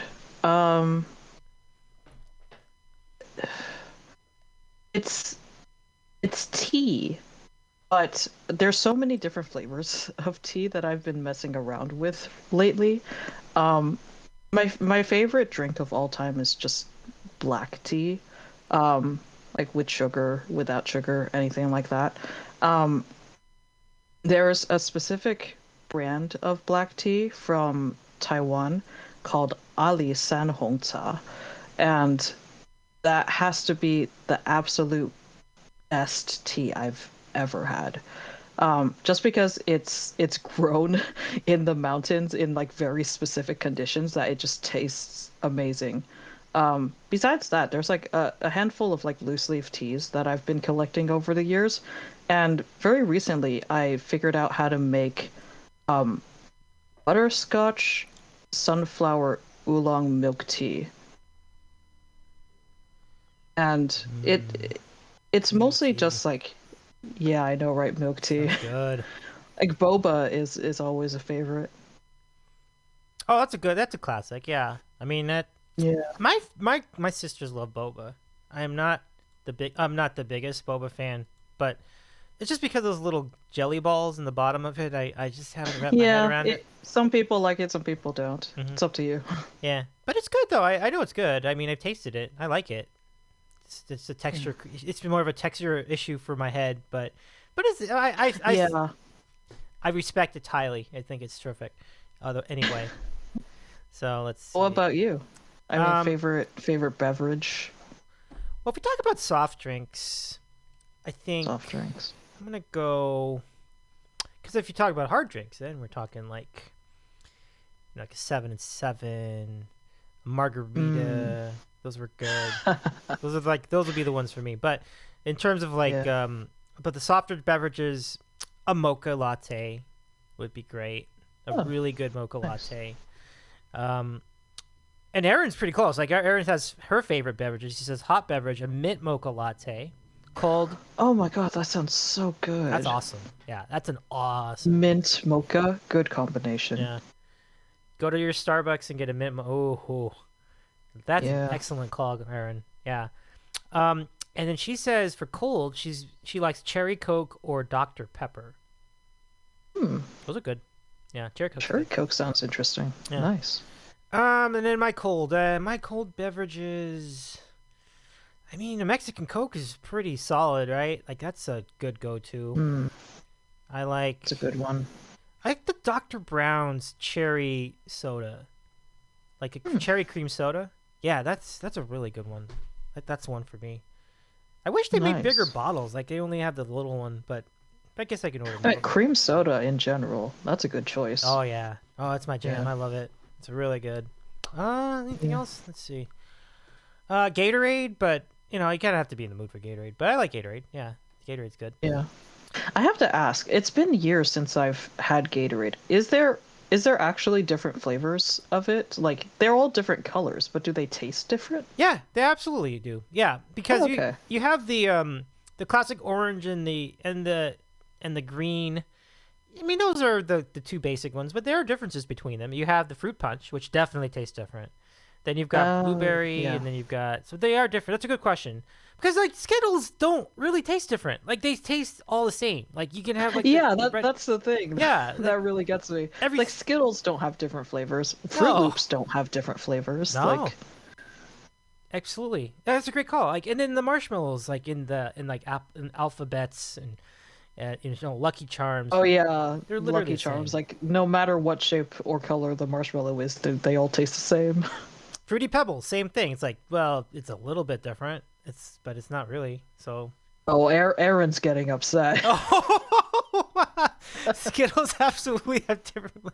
If they do, they're very They subtle say they differences. do, but do they taste different? I mean, now I have to go get a pack of Skittles and test this out. Next week's program, we're gonna test some Skittles, and we'll put that. I'm not even Next joking. guest you have on, you have to tell them to try Skittles. What if it's Justin and Evelyn, and I'm gonna break out Skittles? Like, so Oh guys, my god! what do you Okay, think? I mean, yeah, they're gonna love Skittles, I'm sure. I'm gonna talk to them about that. Let's do that. We'll put some. What world are you living in that they don't?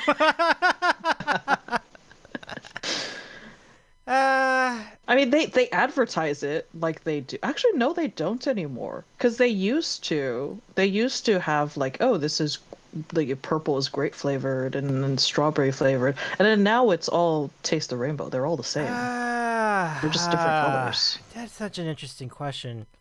Well, I mean, I do like the red ones a lot, so maybe there's something to it, and the green ones do taste a little bit more aptly. So maybe I was missing. I mean, I'd love to be proven wrong.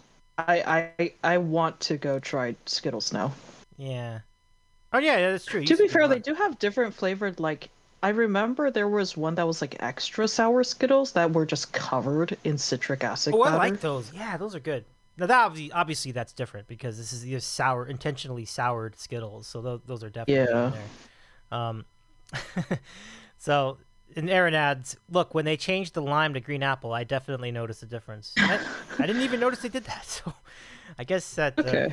Well, here's the deal. Okay, so Skittles do seem to have some nuances. All right, so I'm submitting to this because I'm now starting to remember that. Like I'm remembering that the red and the green one are definitely not exactly the same. It's specifically the green one. I feel like had a different flavor that I can remember. Yeah.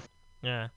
And I think they had the yellow one. And that was kind of What does the yellow one taste? Is that it's lemon? lime Okay. or lemon? I'm sorry, lemon. Yeah, lemon. Yeah. Yeah. Huh? Well, I guess the orange one is orange. The Yes. red one is the red one apple or strawberry? I thought it was cherry because there's Oh, a strawberry cherry. one. Yeah, the strawberry one's like pink. Oh. Okay, so we'll Okay, I have to ask Aaron this though. Wasn't there a time when Skittles was marketing completely white Skittles? Like, what was the flavor for that? There's no color differentiate. Like, can you pick one up and be like, yeah, this one's lime? Like, what happened to that? It's a great question. Oh, mystery Skittles. Skittles. Ah. I feel like that'd be a lot more fun than like those mystery jelly beans that they have. You're either gonna get an awful flavor or you're gonna get yes. a I really know it good very tasting well. flavor. Like this would be a fun challenge. Like, can you guess the flavor of the Skittle? Except you'll never get an answer because they all look the same. But that's true. That's also true of the jelly bean. Now you've just created a great segue, Jade, because our friend Danny K at the Human Juke has to be subjected to these jelly beans every single show, and he has to. And the poor guy, no. yeah, and he can go on a really mean streak of shitty jelly bean flavors, and that you just dear. feel bad after a while. Everybody's just laughing at him. It's like, oh my gosh, that is not Oh fun. no. Like dirty socks, or it could be popcorn, or if it could be like Oh god. I hope he Dish- has like a wastebasket near him that he's able to like if it gets too bad. I know there was like a rotting fish flavor. I don't ever Yes. want to try that. and like, he was in on that too, and I was like, oh oh no, god. oh. Poor guy. One time he was kind of starting to give it back a little bit. Oh. Poor Danny. That is not fun. But I hope it doesn't get to the point where like he gets used to it. oh my goodness! Because then that's gotta Look be who's here! It's Hoss, Caddy. It's Hoss. You're in the stream. How you doing, man? Hey there. Do you not enjoy the Bean Boozled, or do you enjoy it in the level that that is phenomenal? Well, how are you tonight? If you streamed, I hope you had a good stream. Thank you. He says he loves the stream. Been lurking for a while. Aw. Good times. Haas, what do you think was the best flavor that Danny's had for entertainment purposes so far? Do you remember particularly? It's a good question. Well, thank you for Best bringing flavored that. of Bean Boozled? Yeah, so Bean Boozled is the challenge. Aaron, you could probably Oh. break this down a good amount. Oh, ask again. What flavor do you well, I guess it's hard to remember what the flavors are. So, like, do you remember a particular flavor that Danny had that got like a golden reaction in your memory? Dead fish. Oh yeah, dead fish is There it yeah, is, that yeah. that's the one. That's right. Now I remember this now. Dishwater. Yeah. Those are Dishwater. yeah, that's not fun. Dishwater is not fun. Stink bug. Oh Oh god. my god, that's right. Stink, Stink bug. bug? Oh my good toothpaste. Oh my goodness. Oh. Oh no. Oh my goodness. That Hey, is to be fair, out of all of those, it seems like toothpaste is possibly they're so the bad. I one you agree. could get away with. Yeah. Imagine that you had to pick between those though. Like you didn't even get the good flavor, like all those. And you had to pick one. Like, Oh god. oh, I'm doing toothpaste. I'm like, maybe toothpaste would be okay. But Yeah. the other one's like, oh, there's no chance. Like those are terrible. So let me see. Aaron says, Ugh. my cousin, my sister, and I did Bean Boozled the last time I visited them, and it was the worst. Yeah. Yeah. I'm glad I've never tried it. I've tried the jelly beans, and I think after I got one bad one, I just gave up on them completely. Yeah. Yeah. Oh, you know what? Do I have a thick cross? Let me double check. I think I might. No, I don't. But I will add that. Sorry, Haas. But why don't I just give him the? So here's his channel though. So I'm gonna put this in here because he plays some awesome jams, like good country jams and just fun like hell classic yeah. rock jams. It is a good channel. So and he's a very friendly guy. So check out his channel as well. That sounds like a fun time. Yeah, I will add that to my queue of like shout outs for sure. Yeah, Haas, it's just cool to have you with us. You're good to all of us too. Like I think it's cool when you're hanging out with Danny too, like on stream.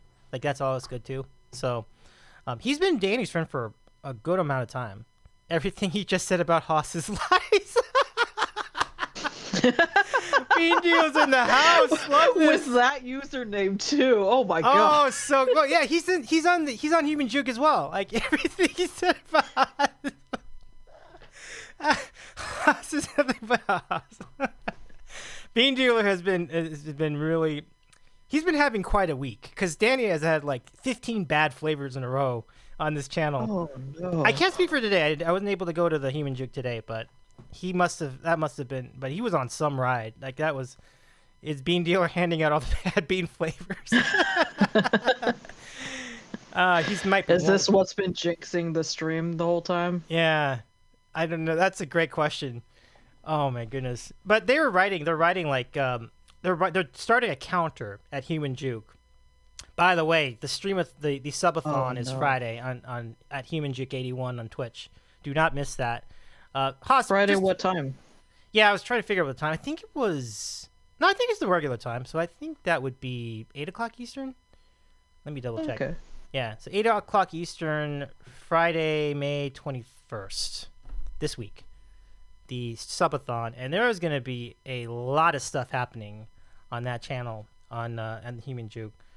Unbean Dealer says, I admit I started the beans, but I have not needed to reload the Bean Boozled beans in quite some time, as others have jumped on board. So I've been sending cocktail beans to Juke to balance the pain. All right, well, that's nice of you to to give him a break. Yeah. I feel that. I mean, that's the thing is, like, you never know what's in a packet of those. It could just be all bad beans, and that's all he's been dealing with this whole time. That would be awful. Let's see. Haas says the cocktail beans are dank. Oh, man. So you just like that peach Bellini. That's funny. Oh, man, that's funny. Oh, again, I'm pumped that you guys are on the chat tonight. Thanks for joining us, guys. That's really fun. So Thanks for hanging out. These are my friends. These are my friends from Human Juke 81. Like, this is a really from the Human Juke himself, Danny K.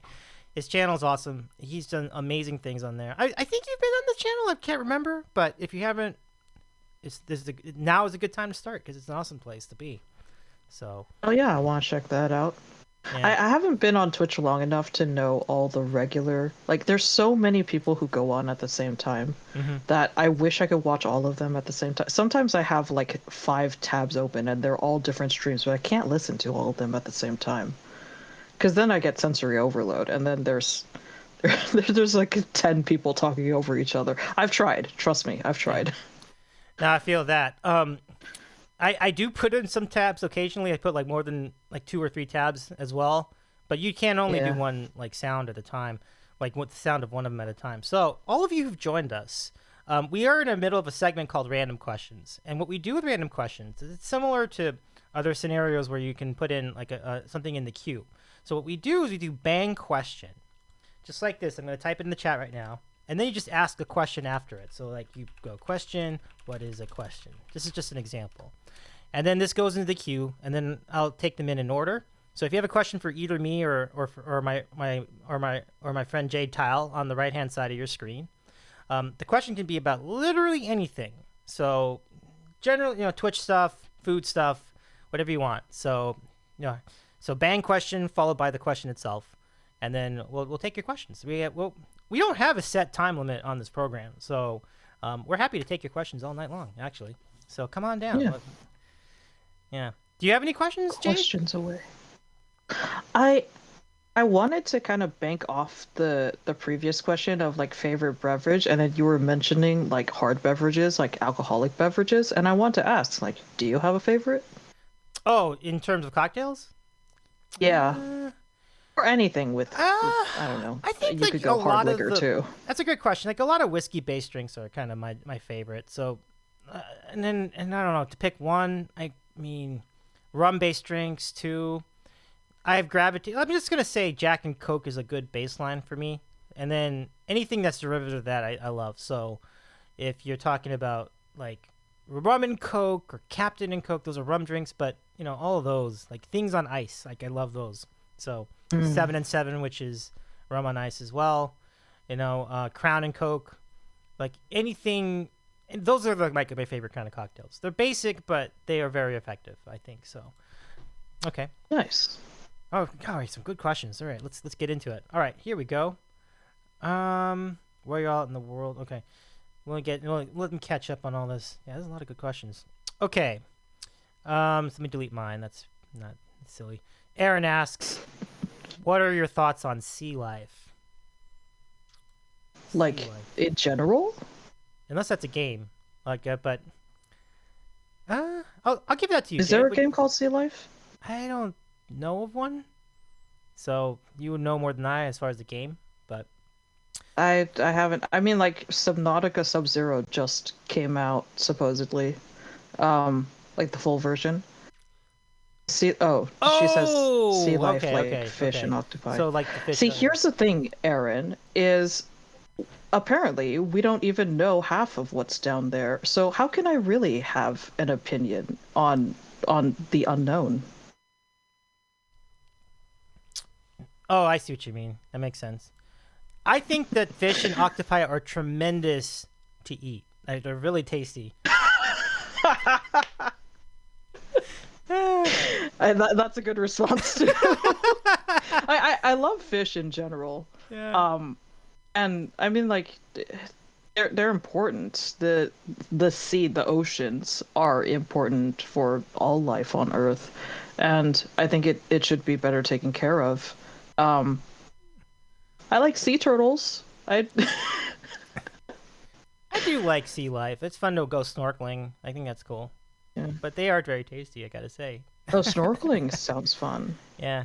Okay, here's the thing is I went scuba diving once when I was very young, and I it, for some reason when I went on that day, I was just really tired because I think I had gone fishing earlier that day with my grandpa, and it was exhausting and I got super seasick, and by the time like I was supposed to try scuba diving, um I fell asleep during the instructions. And yeah, it was not a good idea because I went Ooh. down under, and I mean, like, I got the basics. I didn't drown, but I almost did. um and there was a lot of nothing down there, and then there was a lot of stuff down there, and then that was all I remember. The deep ocean is terrifying. I can imagine. Like, especially if Yeah. you've never done it before, that's got to be frightening. So, glad you made it out Yeah. there, all right? And, I'm glad to. yeah, no, I Thanks. hear you. That must have been really just, wow. But must have been exciting, too. So, super cool. Yeah. Ha says, I agree as far as eating the seafood. And he's on the coast of North Carolina. That's super, yeah, love seafood, he says. That's cool, man. Oh, yeah. That's a good place to be. But he says, I don't eat whale or dolphin, though. That's where I draw the line. Yeah. Yeah, Yeah, that makes sense. Right on. Aaron says, but why do blobfish exist? And she says, I remember in 5th grade we went on a field trip on a boat to catch plankton. Oh, That's cool. that sounds fun. Yeah. Blobfish is a very interesting. I mean, first of all, like, whoever found it, they just named it blobfish. That's hilarious. Seems arbitrary. And doesn't also, like, I wonder if they have the same sort of situation going on with sunfish, which is like, apparently sunfish, they're slow moving. They can barely support themselves, like, to move anywhere. They just kind of drift throughout the ocean. They taste terrible, apparently, like, even to other fish, and they multiply like crazy. So they kind of exist just to exist, and they only exist because not enough of them have been killed yet. And I don't know what their actual ecological, like, significance is, but would blobfish be kind of on par with that? Like, are they just there? Like, what do they do? Or they're just there? yeah, I don't know. I haven't really seen one in a while, so I can't really say. Erin had a question that did mention that rum and coke or strawberry coconut mojito are her favorites. Good times. Ooh, Nice. Haas, man, thank you. Haas is doing me a solid hosting our channel on Nice. on his stream. Thank you. That's super cool. Thank you, man. All right, so his question, by the way, sorry, Bean Dealer's next. He says, "What is the meaning of life?" Let me try a stab at it. It is the movie that came after Life of Brian, and then it's the movie that came, and with Life of Brian is the movie that came after the Holy Grail in the Monty Python series. So that is the meaning of life. Jade, what do you think? I haven't seen the movie, but I know the answer is supposed to be 42. Ah, right.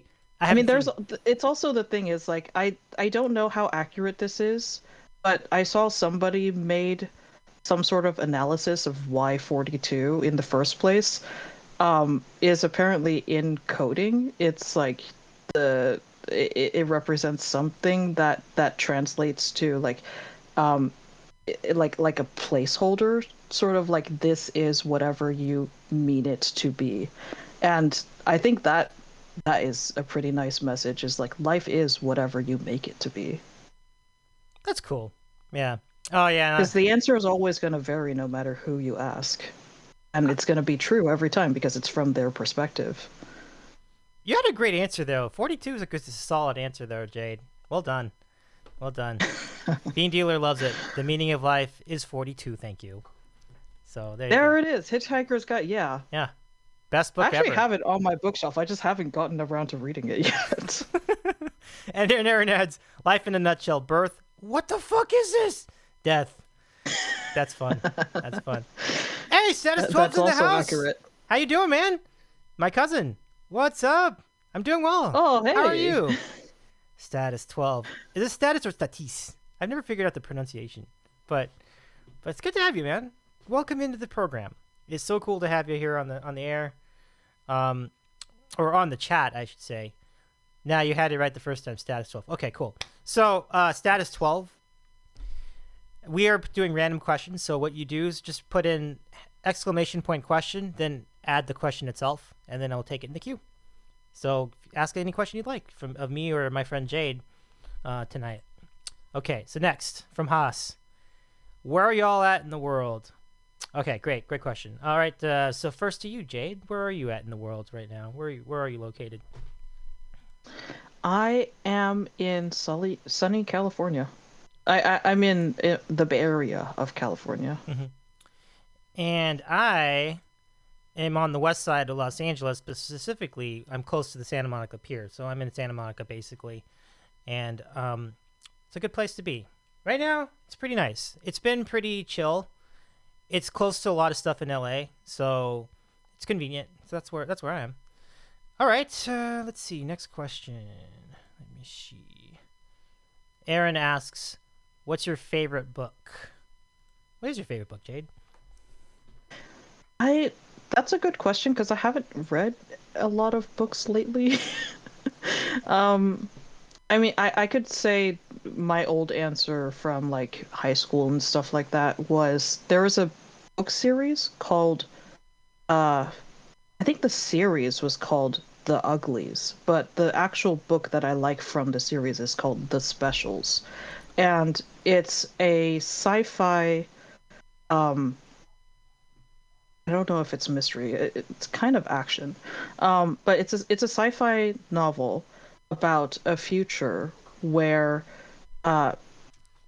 people's appearances will determine their value in society, and depending on how nice you look, you'll be assimilated into like this society of perfect, like pretty looking people. I think it's been so long since I read it, I kind of forgot some of the plot, but it's like once you reach a certain age, you get assimilated, and then you get like all this plastic surgery, and you get all these things done to you, and then you just become part of the pretty society.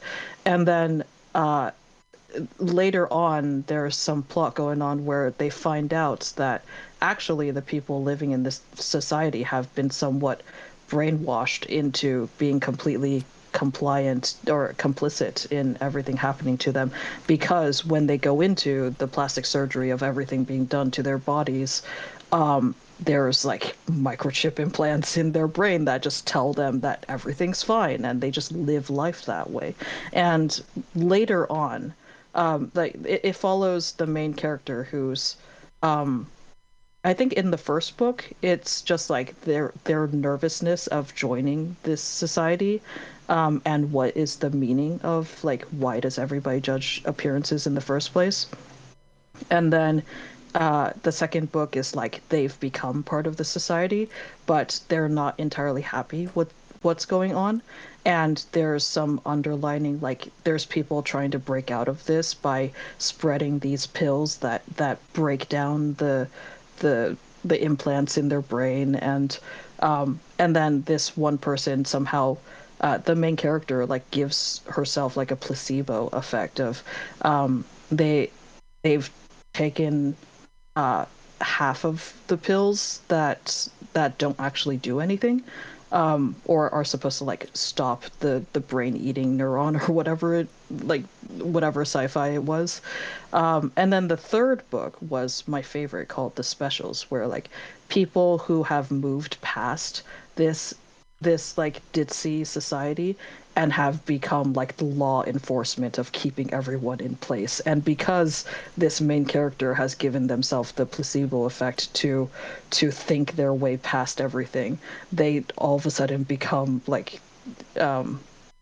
integrated into like this super task force of keeping everyone in line. And it's like an entire series that resolves in the end of like everything's fine in the end. If you're interested in it, I That won't ended up spoil being fun at it. the end. It's like Minority Report, but worse. It's like crazy.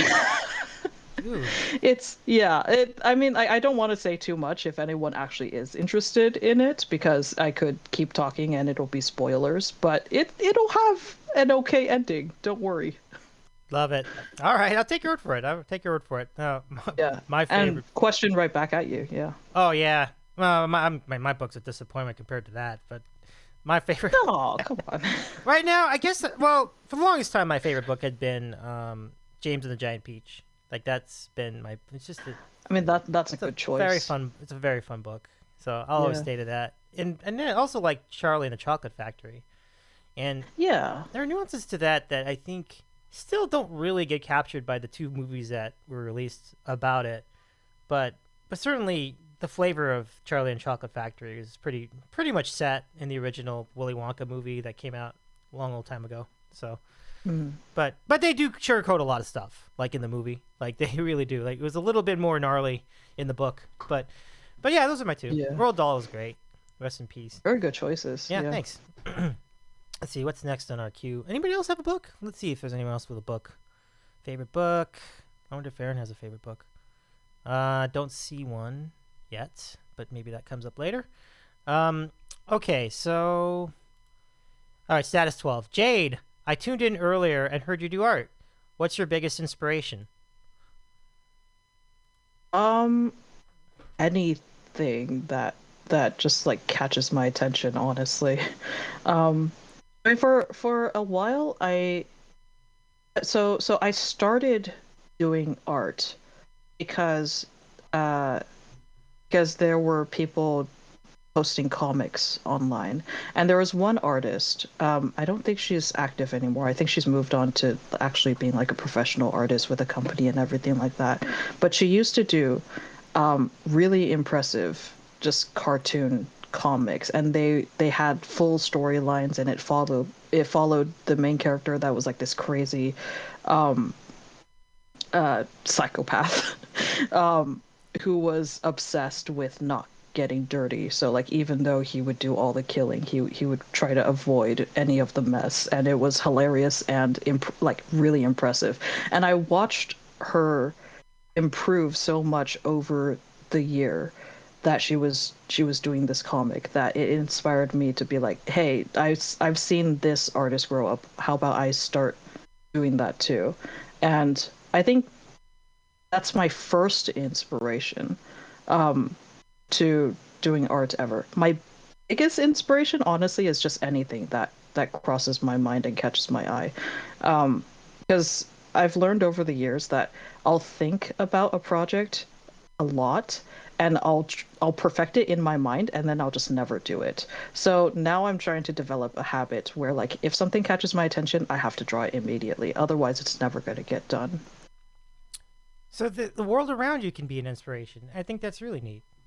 It's Yeah. kind of fun to draw from that. Oh, and and Status asks, is it digital art? Yes, yeah, I do mostly digital art now. I mean, like for my animation classes, I have to do a lot of it on paper because I literally have like an animation table behind me. Ooh. And that's all hand drawn and everything like that. But when it comes to my personal art, I like to draw on the tablet, on Photoshop, on Procreate, everything like that. You got his attention. He says, ooh, nice. I love digital art. That's awesome. It is awesome. Yeah. It's really cool. Thank you. Super cool. Let's see, Aaron. My books are simple. Coraline and Alice in Wonderland. And just about... Ooh. It's a classic. It's a good one.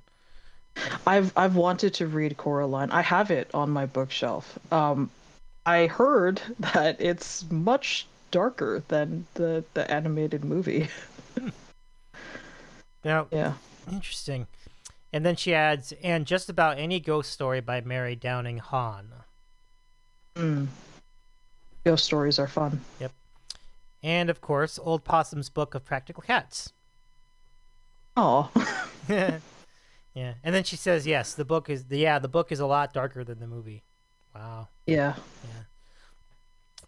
Having not any familiarity with either, I feel like I will take her word for it on that one. Good spot, though. Yeah, a lot of books do tend to be darker than the movie, though. That's really true. Like, Jurassic Park was a lot darker than the movie. Like, the ending was kind of sad. Like, it was just like, damn, wow, guys, wow, that would. Oh, was it really? Yeah. Oh no. They didn't all get off on the helicopter in the book. It did not end happily in this case. Yeah. Okay. Yeah. But That makes sense, actually. yeah, because there was a lot of it was getting pretty crazy, like in the book. So there, you saw it in the movie too. So Yeah. So that's pretty cool. Your choices are pretty sweet. So thanks, Aaron, for that. Let's see. Question from Status 12. Well, before I do that one, let me do one for Bean Dealer. If you're with us, Bean Dealer, what is your favorite jelly bean flavor? I want to know that. Yeah. Okay, take it to the positive. Let us know. Hopefully he's still there. We can get the. Because when someone deals in Bean Boozled, it does make me wonder what he would like to eat from that can. Like, what would be his favorite flavors? So we'll see if he's got an answer for us. And meanwhile, if I could tack on to that, if Bean Dealer is still here, what is your favorite bean in general? Not just jelly beans. I mean, like, there's a lot of beans out there. Yes. Do you have is it just jelly beans, or do you deal in all beans? That's a hell of a question, Jade. I look forward to his answer on that one too, because there are a lot of good beans out there. And Erin says her favorite jelly beans, toasted marshmallow jelly beans, are delicious. That sounds really good. Whoa. The jelly bean does a lot. That's pretty cool. I like it too. That sounds pretty good. I think I might have had something like that.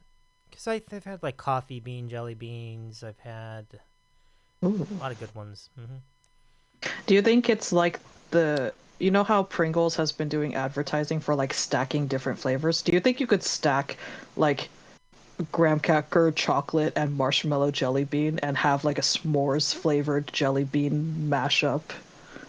I mean, can you do that in one jelly bean? Yeah, I think you can. Can you do that with those three jelly beans coming together? I don't know. That's a great question. Right. Is that what you're thinking? Like, you just get like a coffee, like you get a chocolate one, a graham cracker one, and a marshmallow one, and then you just eat the three of them at once? Yeah, or even like coffee and toasted marshmallow. Like, how would that taste? Would it become? I don't know. Haas is saying he's going to say hi to Benjabi really quickly. Sounds good, Haas. Thanks for have a good lurk, and hello Benjabi if you're watching this even on lurk. I know I've whispered you a couple times, so hope you're doing all right too. Okay, so and then Aaron adds, and the buttered popcorn jelly beans. Ooh, I heard good things about the buttered popcorn. I've had that. Yeah, I think I'm good with it. Yeah, I mean, I don't hate it. I think they're good. I think that's a good one. It's interesting because you get into salt. You get in the area of salt with a jelly bean, and I tend to like them sweeter than saltier. But I think that's a good one because the texture works because it feels like you're having popcorn because it gets a little mushy when you chew on it. So because if you think about it, like when you add the butter, there is a tinge of sweetness to that. The butter is a little sweet too, so it does work. From what I remember having that jelly bean, I liked it too. So I think it was a good one. All right, that's a good point because it almost seems like it's the opposite of what it should be. Because popcorn is like crisp, and then the buttered part of it is like savory, and then a jelly bean is sweet and chewy. It's interesting. It's an interesting combination. Yeah, I would like to try it again. It's been a bit, so I would like to try it again. But I did like it when I last had it. So good responses, everybody. It's really cool. Nice. All right. So the question now from Status 12. He asks, for both of you, if you could eat one food for the rest of your life and only one, what would it be? This is torture. This is status. Are you okay? No, I'm just kidding. Um, Choosing only one food for the rest of your life. So here's the thing. How specific do you have to be?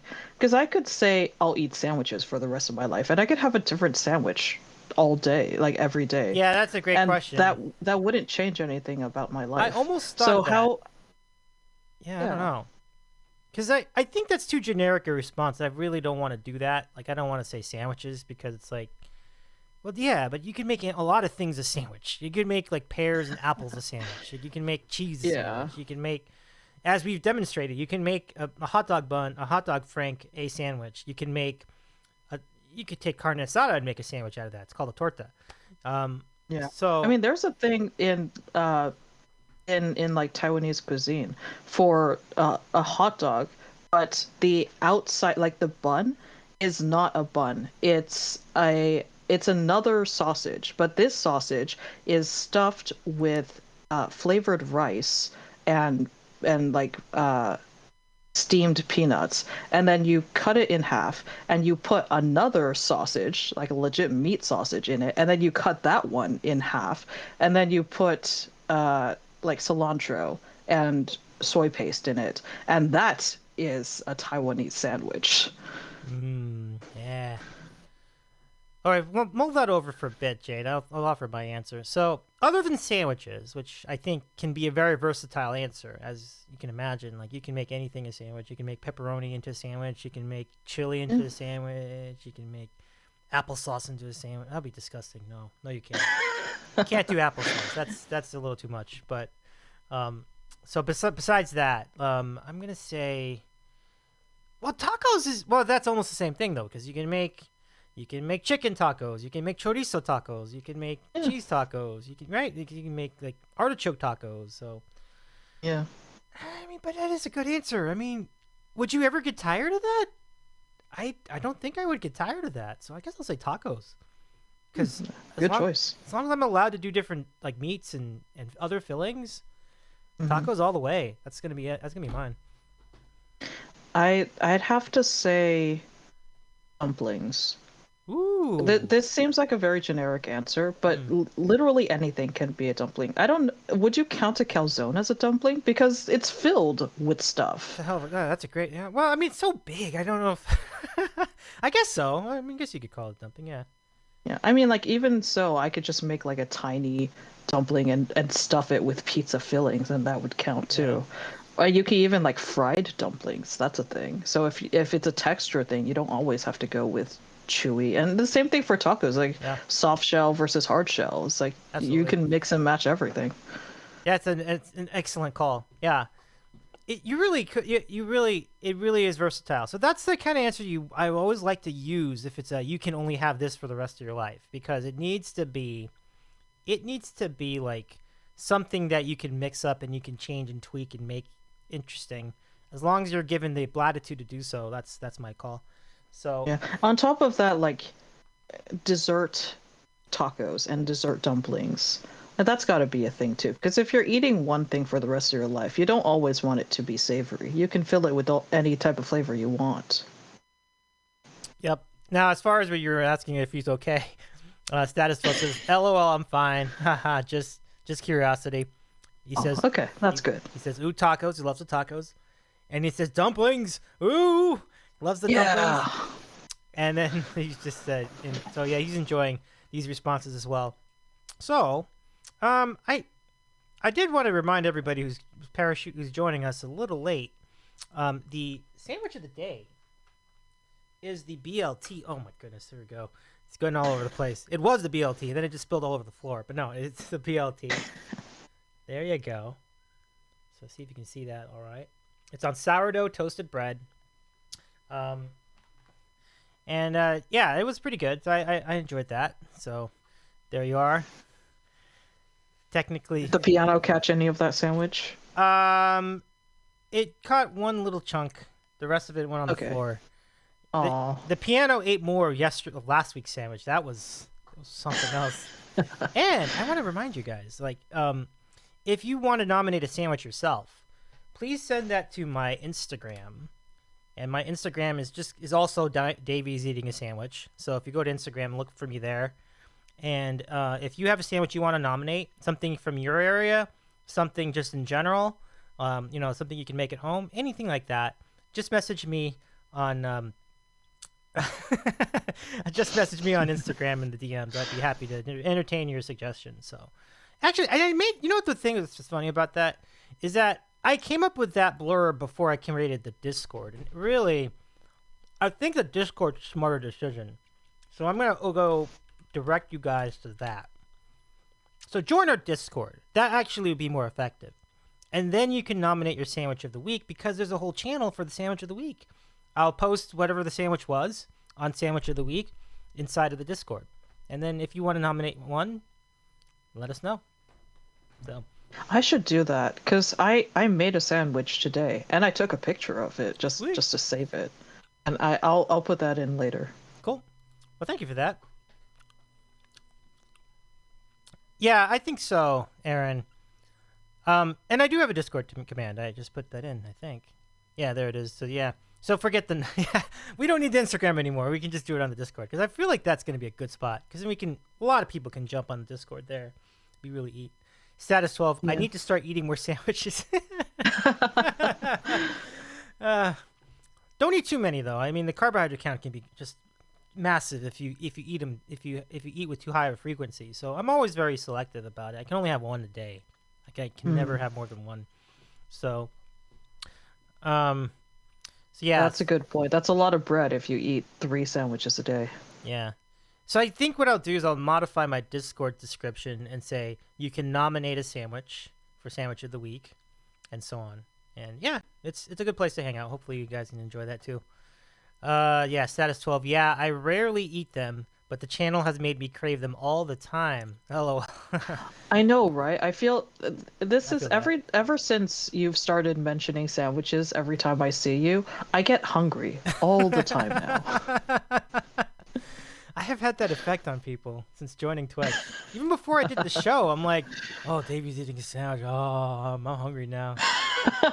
It's good times. Yeah. And so I've enjoyed it. Thank you for taking me in. I mean, I appreciate all you guys in enjoying my company. That's all I'm doing. I love my passion for food, just like everyone else seems to have here. So I think it's really cool. So. Well, thank you for streaming in the first place and hanging out, getting to know everybody. Well, thank you. I mean, you've been really fun to have on the program. It's funny. Aaron says, pretty sure the first time you came to Jev, Evelyn read your name and said, I'm hungry now. I wouldn't be surprised. I would not be surprised at all. Yeah. That's really great. So next week's program, I think we could end up having an enormous guest, or 2 guests even. We will find out. But I do want to make one more reminder of all the stuff happening on Twitch. Like, it's just insane. So I'm going to recap what's happening as far as Friday and Saturday. The Twitch Vision Song Contest is Friday at 6 p.m. Eastern Time. A lot of people that we know and love are going to be in that contest. So root for all of them to do well in that contest. And you, all of you, can vote for the winner. So if you like a song, vote the song. It's great. So our friends, the Brookstone Bards, they had The Man I Used to Be in there. As we mentioned, Daniel Allard, I should be more specific, has a song in there, and we can vote for that. So it should be a really good time. And then Saturday, we have the Together Wherever live streamathon all day. And then Justin and Evelyn, Voice Unmuted, Irene Payne, I think it's Pena Music, and then Sashi Boom to round it out. It's a great, and then Danny's over here at 9 a.m. and her Dino group. So those are in Pacific time. So if you want to convert those to Eastern, so it would be like 12, then 5, 6, 7, 8, and then Sashi at 9. So just a lot of stuff going on. And if for those of you who like Game of Thrones, and let me get back to my regular view here. If you like Game of Thrones, I'm going to put in the chat a channel that I recommend tomorrow night at 11 Eastern, 8 Pacific. And there we go. That should do it. Yeah. So Laura Wiley has a complete reenactment or parody enactment of Game of Thrones, where she will enact all 22 characters from the series tomorrow night. Oh wow. Yeah, so you do not want to miss that. That's tomorrow at 11 o'clock Eastern time on Twitch, and the link is right there in the chat. Twitch.tv/Laura Wiley Piano. So I recommend that big time. Even if you don't know the show, and I don't, I have never seen. I think I may have seen part of an episode, but I know how big a deal it is to all of my friends and family around me, and that's gonna. And Fitness Gal says looking forward to it. I am too. I think it's gonna be awesome. Maybe I'll just watch like the first 2 episodes just to familiarize myself. But I hear it gets gnarly from this jump. So, wait a minute, Jade, you're familiar with all the books. Have you ever read the books? Have you read the Game of Thrones books at all? I'm sorry to say, I have not read the books, nor have I watched the show. Oh wow. Yeah, Well, I mean, I get kind of the gist of it because my sister's super into it, and she tells me all about it. I'm there to listen to her ramble after every episode. So, but yeah, that 20 something characters. My goodness, yeah, I look forward to that too. that should be That's fun. gonna be an impressive show. Well, okay, so a couple things. Status 12 on the show. I have very interesting points of view for the end of that show. Look, trust me. I hear that a lot. Yeah. Everyone kind of has opinions about how that show ended up. I hear that because I heard it was really unpopular. Oh boy, something went out. I hope my internet's working. Can you still hear me, Jade? Uh-oh. Man, we might. Yeah, I can hear you. Okay, so far so good. We'll see how long this goes. But something went out, and one of my devices went out, so I gotta hopefully we'll stay on the air for the next minute or so. So let me catch dear. up on chat while we do that. Okay, so Aaron says Laura is not human. She is a magical being whom we do not deserve. Could not agree more. Unbelievable. Very An true. Amazing talent. Yeah. We are blessed to have her in our presence for sure. Absolutely. And Fitness Gal, I had to lurk to make dinner and finish work, but I'm here. Good to have you here, Fitness Gal. I'm glad to have you with us. Welcome back, and also best of luck with work. Oh yeah, definitely. Work can be crazy sometimes. I know I've experienced it. I'm gonna have some busy weeks at work too, coming up. Yeah. Yep. But if you guys have a question, Fitness Gal in particular, because you haven't asked one in a while, go ahead and ask one. Oh, you're done for the day. That's great. Oh, done for the day. Oh, nice. Good times. Congrats. Mazel tov. That's great. So get yourself a nice beverage, hot, cold, hard, or soft, and enjoy. And yeah, if you've got a question for us, just I keep saying whack. It's bang question, and then ask the question itself, and we'll be happy to answer that with you. Let us know. Okay, that's pretty cool. But yeah, so anyway, the week of Twitch is going to be quite exciting. Jade, anybody I'm you want to? excited for everyone streaming. Yeah. It's pretty cool. I'm excited for your streaming. I can't wait till you do a show. That's gonna be super cool. I'm excited for that too. Thank you. I'm gonna be asking everyone for tips. Hopefully, like for a long time, I've been really shy to kind of ask for advice because there's a lot of YouTube tutorials online of like how to stream with Twitch, but nobody really talks about like just like basics. Oh, well, that's not true, actually. There are tutorials about like how Streamlabs works and everything like that. But in terms of art streams, there aren't a lot of tutorials just because like hopping between devices, like screen mirroring, everything like that. People would recommend cables, people would recommend like different programs, and then all those programs have, they're good and bad reviews. So we'll see. We'll see how that goes. Super cool. Bean Dealer is back with us. He asked, "How might I obtain the winning lotto numbers?" That's funny. But Bean You Dealer, obtain the winning lotto numbers by buying every lotto ticket in existence. This is not good advice. Don't do that, please. if you could do that, then you wouldn't even need to win the lottery, right? So that's funny. Yeah, that's true. Yeah. Okay, so but we did have a question for you, and what are your favorite jelly bean flavors? Like just in general, like do you have a particular favorite that stands out? Let us know. We'll wait on that.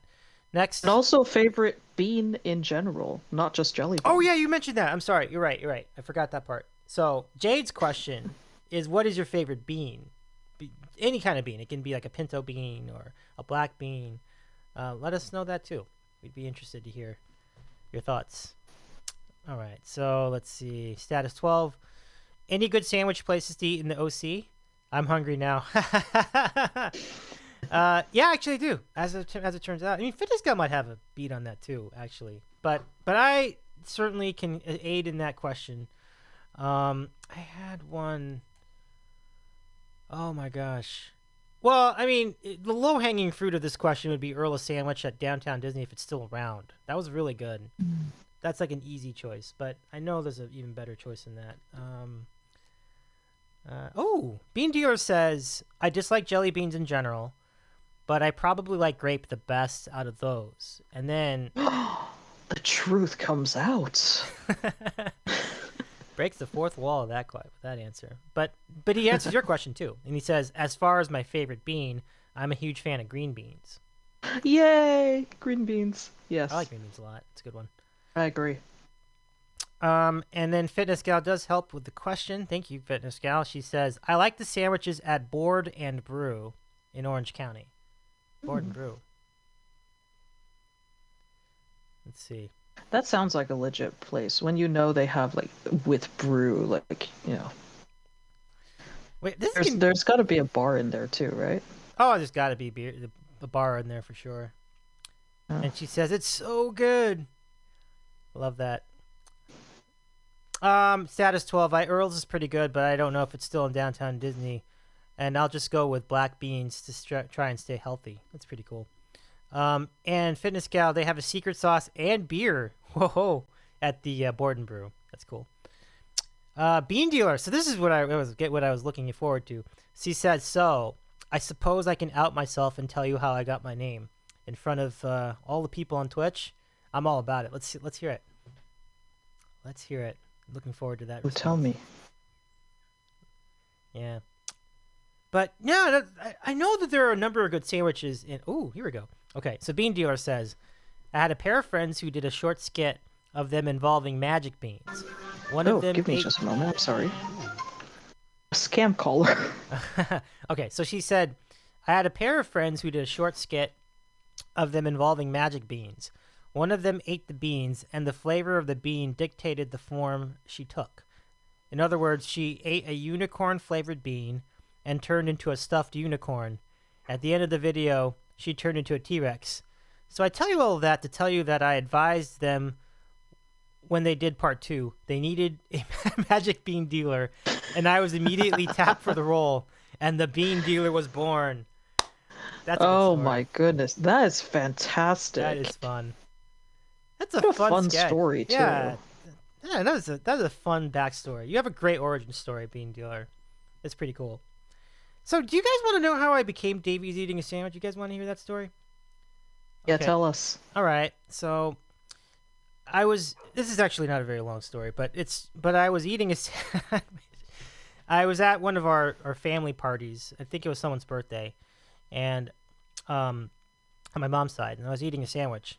And my cousin went over to the table, and he said, Davy is eating a sandwich. And everybody started laughing. And then every time I would eat something, he was like, Davy is eating a pizza. Davy is eating a taco. And then but they would always gravitate to sandwich a lot. Davy is eating a sandwich. So that's my story. That's how I became Davy's eating a sandwich. Aww. That's a fun story, though. Oh yeah, I got a real kick out of it, and I'm trying to. At some point, I want to get my cousin on the show so we can talk about that. I think it was really cool. He's a funny guy too. So. Oh, nice. Yeah. I'm excited for that. So, status 12. That's hilarious and cute. Yeah, it is. It is definitely hilarious. So, that's like a running gag between my cousins, my sisters, and me. That and obviously it just stuck with me when I joined Twitch. I'm like, that's going to be my name on Twitch. I think that would be a hilarious name. Aaron's unlurking. Aaron is unlurking. Welcome back, Aaron. While we wait for Aaron to return, Bean Dealer says, I will add to that, I have a secret desire to open a coffee shop despite hating coffee. So I can call it the Dirty Bean Water Shop. Oh, the Dirty Bean Water Shop. That's fun. Gotta get some of them dirty beans. And sell my custom branded Dirty Bean Cream for the Dirty Bean Water. Oh no! Oh god. Oh, that is fun. That's funny. That's gotta be hilarious to gift to people too. Like people who love coffee and then you give them a brand that just says dirty bean water. Yeah. That's amazing. Yeah, no doubt. Let's see. Yeah, we're seeing some awesome lines here from Bean Dealer. Aaron says, "I love coffee shops." Me too. Definitely. Oh, wait, let me be more specific. Do you mean where they sell coffee, like a cafe, or do you mean like a coffee shop, like a sandwich, like a counter where you can like have like cheap meals and things? Because that's a coffee shop too. Which one were you thinking? Swimmy! Swimmy's in the house. Swimmy's here. Hey, welcome, man. How's it going? How was your stream? If you did a stream. I mean, they literally do a call stream? it dirty bean all the water all the time. So. Good I know point. he streamed yesterday. Swimmy is in the chat. Welcome to the chat. It was great. Super cool. What were you playing? I didn't Nice. catch what you were playing. I wonder if it's a game I've seen already. I should eventually recognize the games, but I know he was playing Valorant at one point. And then Genshin Impact, I think. oh yeah, so I saw him playing Genshin Impact. I remember that. I was in on that stream. Yeah. Yeah. I was lurking on the Valorant stream. He was doing pretty good. Oh, look at this. Status 12. Davey, I want to see you try and stream video games. I think that's going to happen.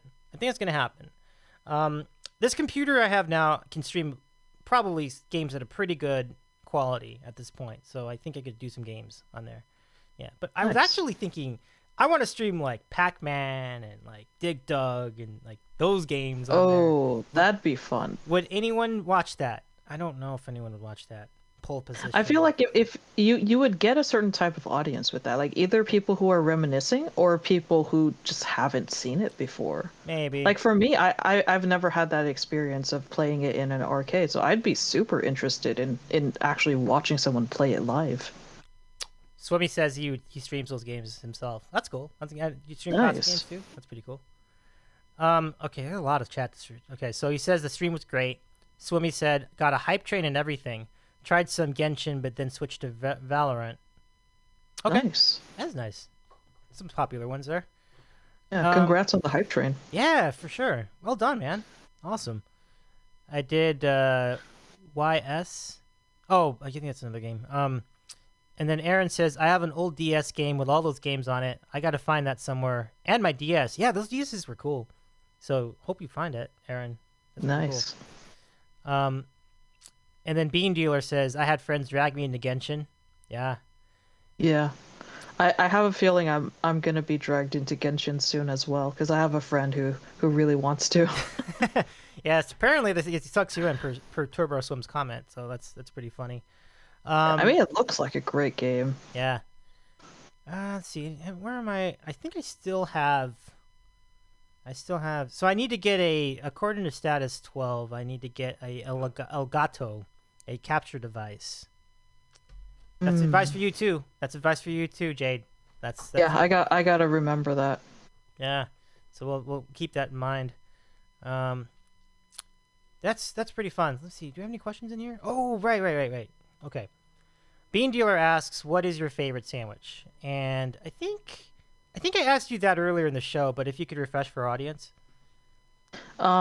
It was a sandwich I got from Panera, and it's called the turkey avocado BLT, except I'm unfortunately a little bit of a picky eater, so I don't eat like is it just like raw tomatoes, I guess?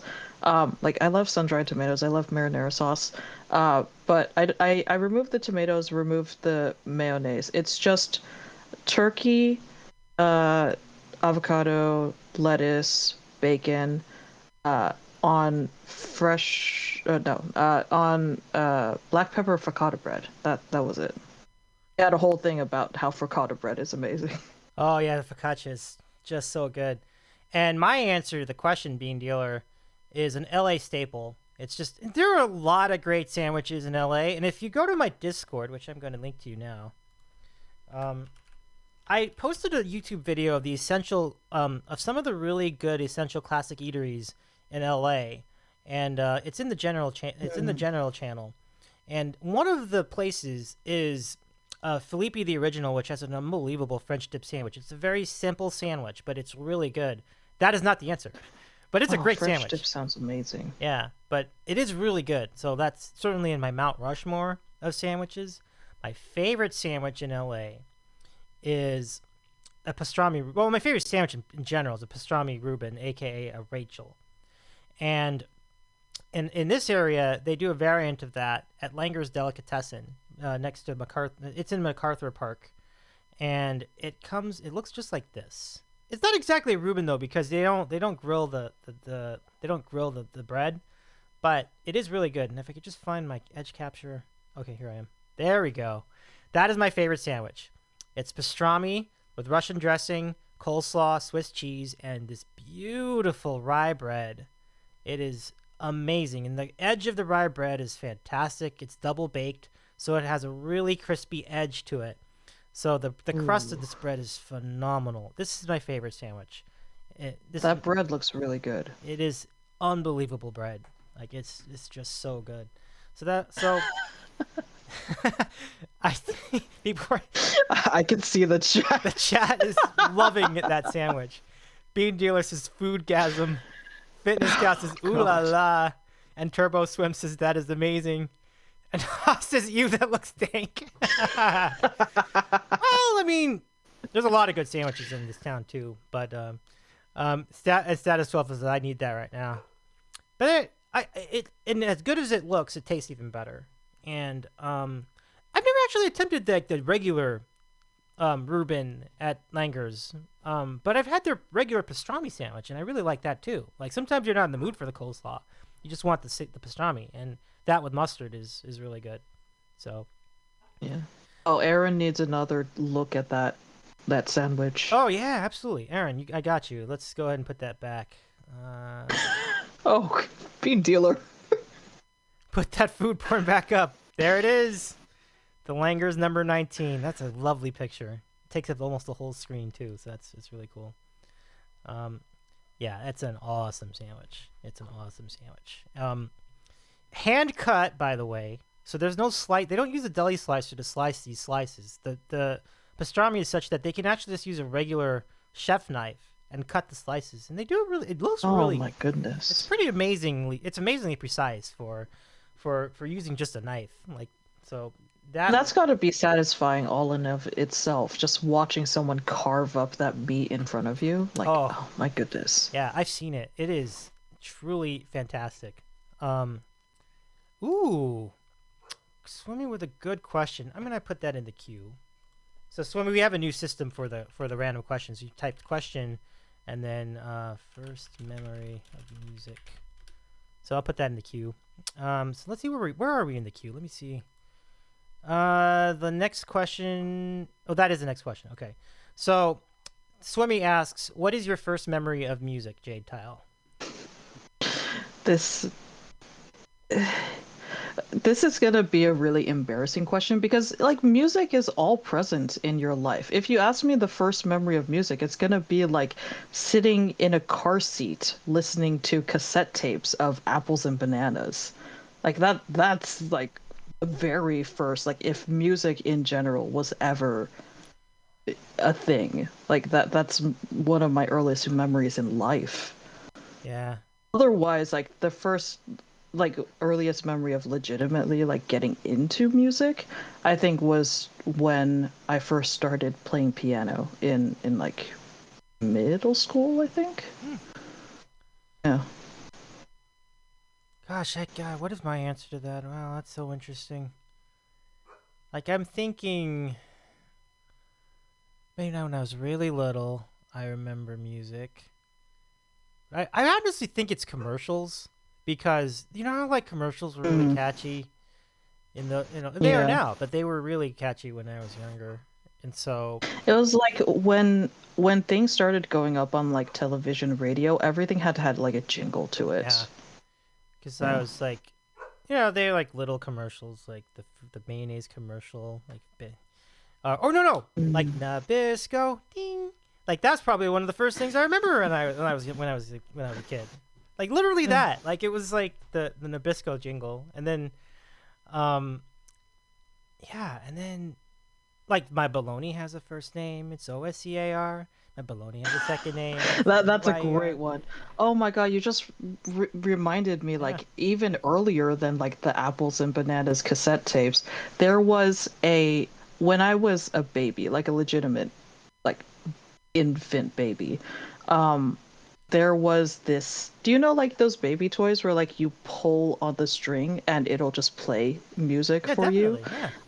I had one of those. I don't remember what the actual toy was. I think it was a lion. I'm not sure. But it was one of those things where, like, I would sit in the car seat and I would pull it down and it would play You Are My Sunshine. And that was one Ooh. of the Oh. very earliest memories of my life. You are my Is I would always fall asleep to that. like the little ding ding ding ding ding ding ding ding ding ding. Yeah. Yeah. That's adorable. Yeah. Definitely. Good times. Good times for sure. We have some great Good times when responses. I didn't know anything. Good times indeed. Simpler times for sure. Yeah. Aaron, first memory of music that I know of is the Cat soundtrack. Wow. Oh my That's a goodness. pretty That good must be first memory. confusing. Because if you listen to the Cats musical, like the very first song is like, what is a Jellicle Cat? Good question. Yeah, yeah, you're right. But it's got some really like iconic earworm melodies, right? Yeah, So true. like memory, da-na-na-na-na-na-na. And then That's the best one, yeah, yeah. yeah. So that's always good. Turbo Swims, great answer. Well, thank you for that. Great answer by you too, Jade. That was really cool. Thank you. And Fitness Great answer to you too. well, thank you. Fitness Gal asks, do you still play piano? Yes, I not as much as I should. So I have this weird thing. I took piano lessons for many, many years, and then I stopped when I graduated high school, because, I wasn't going to be in the area anymore. And I tried to practice piano like uh, in college they have a music department and then they have like practice rooms and then but each practice room had a lock on it for safety reasons like it's an open campus. They don't want people going in and stealing instruments, so it makes sense. But I would sign myself up as if I was taking music, like studying music, and I would use the practice rooms like 1 or 2 hours a week just to practice whatever songs I could think of. And growing up as I learned piano, I think I didn't learn it the correct way because I don't read sheet music very well. I don't read it quickly. I know how to, I just don't read it quickly. So what I end up doing is I end up practicing page by page and memorizing it to the point where I'll never have to look at the sheet music. So I have like 10 plus songs just purely memorized, and I do it by muscle memory. So nowadays when I feel like playing piano, uh I'll end up I'll do the same thing where I'll get new sheet music and I'll spend a week rigorously memorizing the entire thing, and then it'll become just another muscle memory to me. That's incredible that you can do that. Like, it's really impressive. Yeah. It's not the correct way though. Well, perhaps it's I unorthodox. Yeah. Yeah, I mean, like, compared to my brother also plays piano. And he can play like full on jazz songs. Like Yeah. whatever he feels like playing, he could just print out the music and play it. I can't do that. I have to study really hard. Hmm. But once I get it, it never goes away for me. Tell you what, Jade. If you've never been on a team before, I'm gonna recruit you for Team Awesome. There's no doubt. If you can do that, I think Evelyn's gonna take you in. I don't think you need to try out. You're gonna make it to Team Awesome. You're going. Oh god, I mean that would sound amazing. Well, actually, I should say that would sound awesome. Yeah, exactly. That would sound awesome. So let's see, Aaron. The Cats musical. That musical has been in my life. Has always been in my life, whether it be the cassette, the record, the VHS. It's just always there. Nice. Yeah. I remember I would see a lot of commercials for it growing up, just because they would always play like in a theater near you, Cats the musical, and then they would play Memory, like all the time. I would hear that, but I never knew what it was until I was, actually, I actually figured out what a musical was in the first place. Oh, sure, for sure. Yeah. I do remember that commercial, actually. That's funny. Like, I do remember. Right? It's like They played it everywhere. Now playing at the Robinson, yeah, absolutely. They have the cats, and then it'd be like, hey, why are these guys all fuzzy and like all these fuzzy costumes? Like, what is it? I know, right? I didn't really understand what was going on either. Like, it took a while, but yeah, for sure. Bean Dealer. My first memory of music is walking around with my Fisher Price record player, playing my dad's Queen album, News of the World. Hey, that's an awesome album. That's pretty good. I think that. Let me just try to remember. Is that the one that has "We Will Rock You" and "We Are the Champions"? I can't recall if it's that one, or if it was the one that was after that one. I thought it was because it was 1970. Like that, I think that's the one. But that's a good memory. That's what a way to introduce yourself to music. That's just some of the best right there. Queen is awesome. So Queen right off the bat, like that's amazing. It is amazing, and Swimmy agrees. Let's see. I was around 4 or 5 years old. That's cool. Let's see. Memory, Mr. Mistopheles, Shimble Shanks. Oh yeah, it's from Cats. Yeah. Mr. Mistopheles. Do you remember that song? I remember that a little bit. Very faintly. I just remember, over quarantine, they had like the theater would perform it, and they would actually like play a recording of it, and they had for a little bit. They were like, for this week only, watch for free, like on live TV or on demand or anywhere. And I sat down and watched it for the first time with my family, and the rest of my family had watched the actual musical in New York. Like they went without me for 1 year, and they watched it on Broadway. And when it got to the Mr. Mistopheles song, was it the is Mr. Mistopheles the one that's like the magic cat, or is that the one who's like the playboy? That's a great question, Aaron, and possibly Fitness Gal. We seek your answer on that one. Yeah, tell us. Aaron does say that. Educate us. Get ready to awe this. One of my earliest memories ever of my life is dancing to Cats with my sister in our spare room. Aw. Yeah. That's cute. Yeah.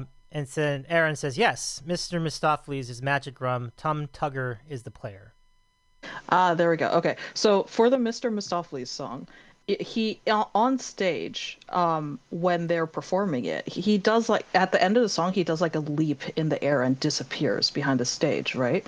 And then on the recording of the one they were playing on TV, they had him leap into the air, and then they did like a computer generated effect of him bursting into sparkles. And my sister's reaction to that was, I don't remember that happening on stage. And that was hilarious to me, because can you imagine if they actually had him burst on stage? I don't know, that was one of the best memories for me when I was watching that, just my sister's reaction. Yeah, no doubt. That's really wild. Let's see. Swimmy says, I miss Broadway. Yeah. I mean, I'm not as big a Broadway person, I think, as maybe the rest of you, but it is a great culture. Like there's a lot of iconic moments that come from it, and there's a lot of musicals I wish I could see, that I don't know when they'll ever play again, just because of everything that's happened. Yeah, I guess we'll see. I do want to get to these anecdotes about the Fisher Price record player though, because this is pretty hilarious.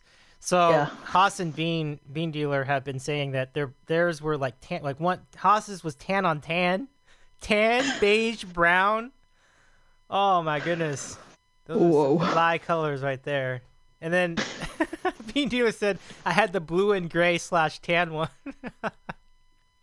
Oh my goodness. Man, those were the days. I just came out the tail end of that. No, I don't think I was quite, because sometimes they've been sitting around a while and then you get into it. Like I've had some old toys when I was younger, but they're older than I was, and so That's a good example of one.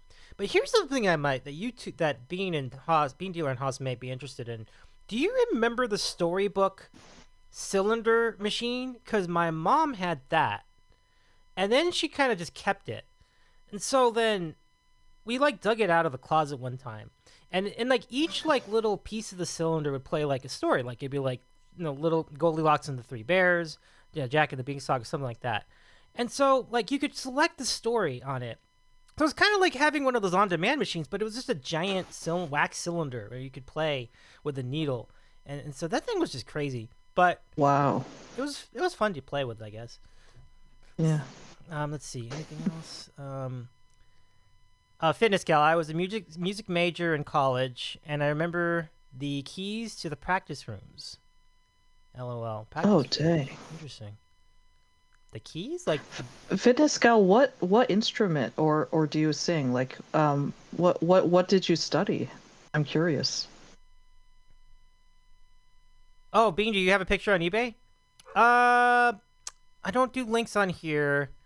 Can you tell me like what? Can you give me like some keywords? I can probably get it on our stream because I'd love to see that. Or you could post it into Discord. Oh yeah, you can put it on our Discord. Yeah, you can put it on Discord. That's right. There you go. Bean Oh, Dealer. music jump into our- industry. Yeah. So Fitness Gal studied music industry and she plays a flute. So that's cool. That's impressive. Yeah. Sometimes I'm so impressed. Like, how do people play the flute well?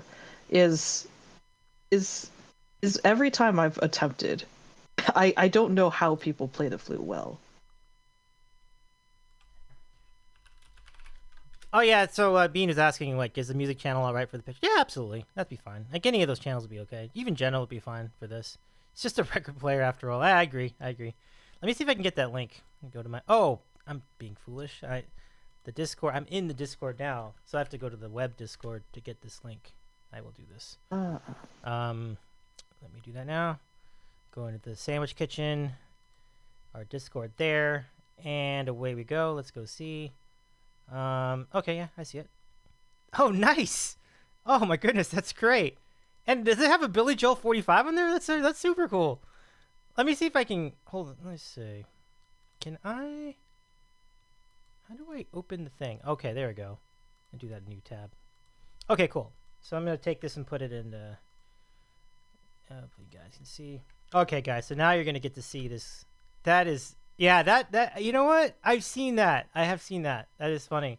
So let me show you the record player that Bean Dealer had in his youth, when he was just a little bean, growing up from a sprout into a big fully fledged stock. There it is. And I think. Oh dang. Yeah, that's like so retro. That's so funny. That's so cool. So let me see. Now what was that record though? Let me see. I am curious of what that record is. I think if I could just zoom in on that more, I could find out. But it's not. I don't think it's Billy Joel. I think it's somebody else. But that's super cool though. Yeah, the 45 record player machine is very, very fascinating to me because it's just fun to use.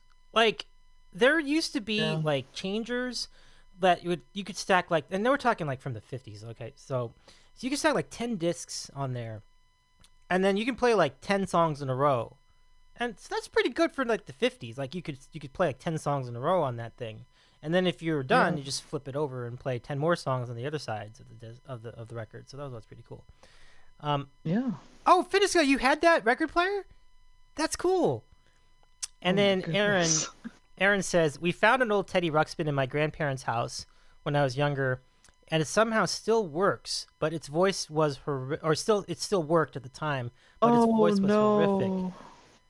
Oh yeah. Oh no. I can see that. That sounds like something from a horror movie, possibly. Can you imagine like you find this antique record player and you start playing a disc, and slowly the voice starts warping out. Ooh. And then it's just that's good. Nightmare fuel. That would be outrageous. Yeah. So let's see.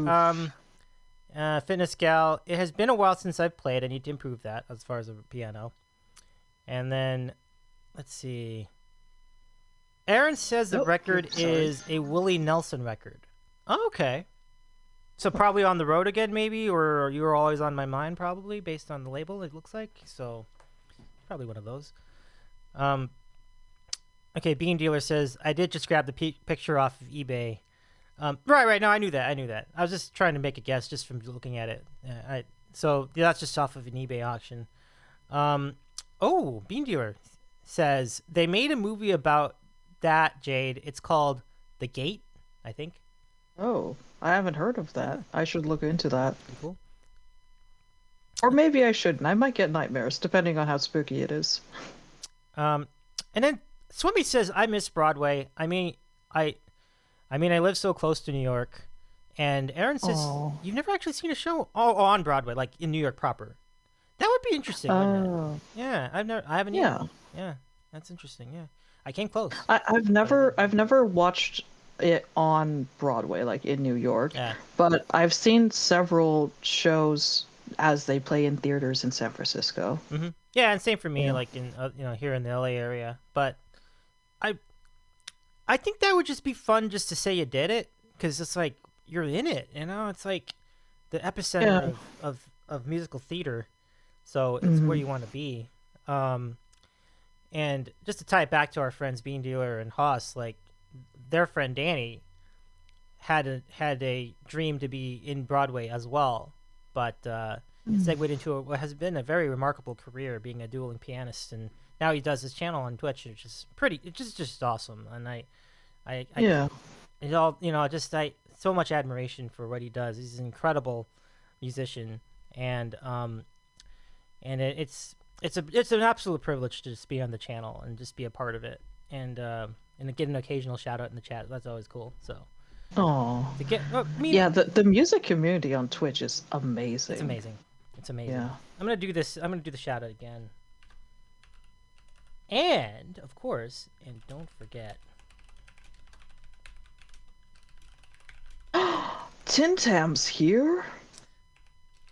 Really? Tangential? Okay, one second. Let me just get this out. And there you go. Tin Tam, welcome in. We're just about to raid you. And yeah, I'll always be here as the first guest. That's very There's true. only one first guest. He has and that reigning You'll always title. have that. That's true. That's true. Yeah. And no, I'm not here. You're not in the chat? What do you Not mean? here. See, astral projecting is. Is he Oh, like Turbo Swim's going to bed. Good night. Yeah. See you, Swimmy. Thank you so much. It's really cool to catch up with you for a little bit. Yeah. Tin Tam, welcome in. Whether you are physically here or not, it's good to see you in the chat. And let's see, anybody else? Let's see, Bean Dealer. The record voice distorting. They played a record backwards, and it told them how to open the gates of. Oh, that's the movie that I think we're talking about. Yeah. Oh, yeah. Yeah. Okay, I have heard of that. I just didn't know what it was called. Well, Tin Tam, it's just good to see you again, and it's an absolute privilege to catch up with you. How did it go? You just ended. Okay, cool. So yeah, but how did it go? Like, I never how was say your stream? I never say I'm here. Oh, okay, I got you. Tin Tam and I were at another channel yesterday. We were at the Rock and Dock, and that is a party too. That's a really fun channel. Do I have a Rock and Dock? Nice. This is getting crazy. I'm just like, let me see. I think I do actually have a Rock and Dock thing. Yes, I do. Like, I have a Rock and Dock, and I should add to that. Don't forget to request the Baby Shark song from me, because that's hilarious. You should definitely do that. Oh That's God, that's gonna be stuck. That's always an earworm. Like once you get it stuck in your head, it doesn't go away. That's cool. Well, Tin Tam, I'm glad your sash went pretty well. And Tin Tam, thanks for requesting Baby Shark too, so that I could witness its greatness yesterday. That was really fun. 2,000 points. It's totally worth it. Like, I'll do it too. Very good. I hope he's doing all right too. So, Yeah. It has been a fun time on here. Thank you, Aaron. And it's because of all of you. I really appreciate you guys doing this with us.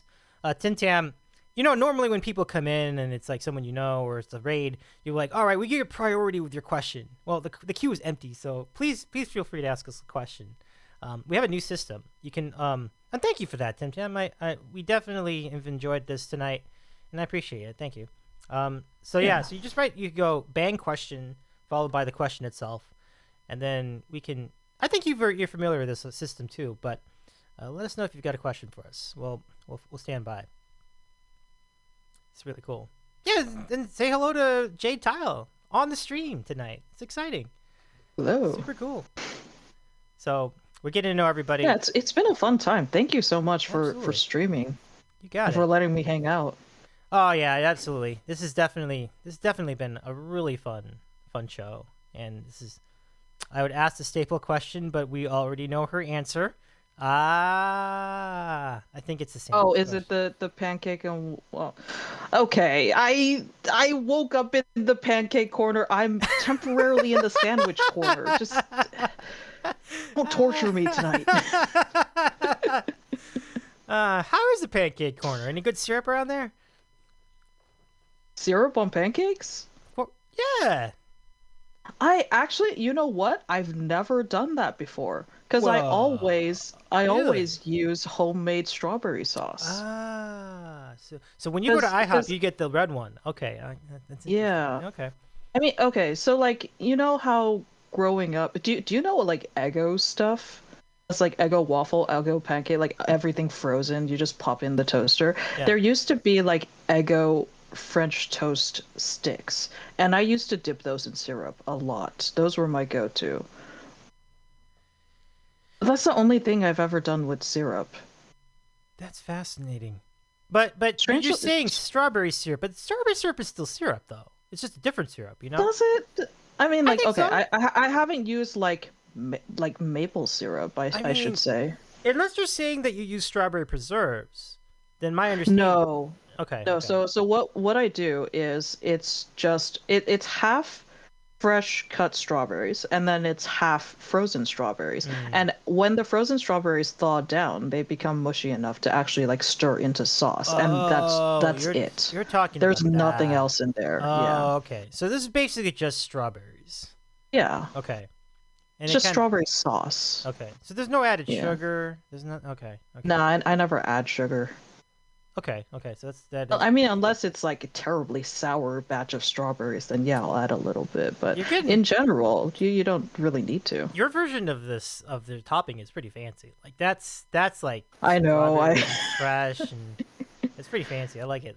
See, that's the thing is I make pancakes with macadamia nuts and chocolate chips inside it. So like you pour the pancake batter and then you put in, like, you sprinkle in the chocolate chips and the macadamia nuts, and then I put on the strawberry sauce, and if you're feeling a little wild, you add some whipped cream to it, and that's it.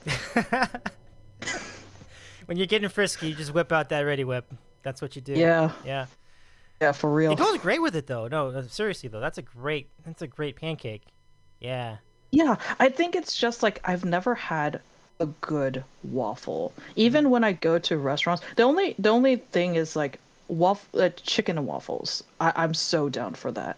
But besides that, I've never had a legitimately good waffle. They either taste burned or they taste like overly bland to the point of almost being bitter, which is why I think I'm so deep in the pancake corner, is because I know how to make the perfect pancake for myself. I don't know how to make a good waffle. I love this. We revived the quote. Erin revived the quote she had. Just absolute brilliance. Remember her Waffle House quote. Yeah, her Waffle House quote is just the best. There has never been a time that I've been in a Waffle House and someone hasn't tried to kill someone else. The food is fun, but the experience is gonna be a no from me. Oh, it's good.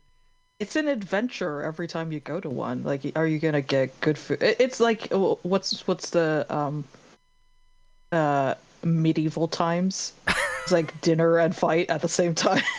Except the fight is not staged. It's a real fight. Yeah. I know what you mean. That's the unfortunate part. Yeah, no doubt. But I do like those sausage patties.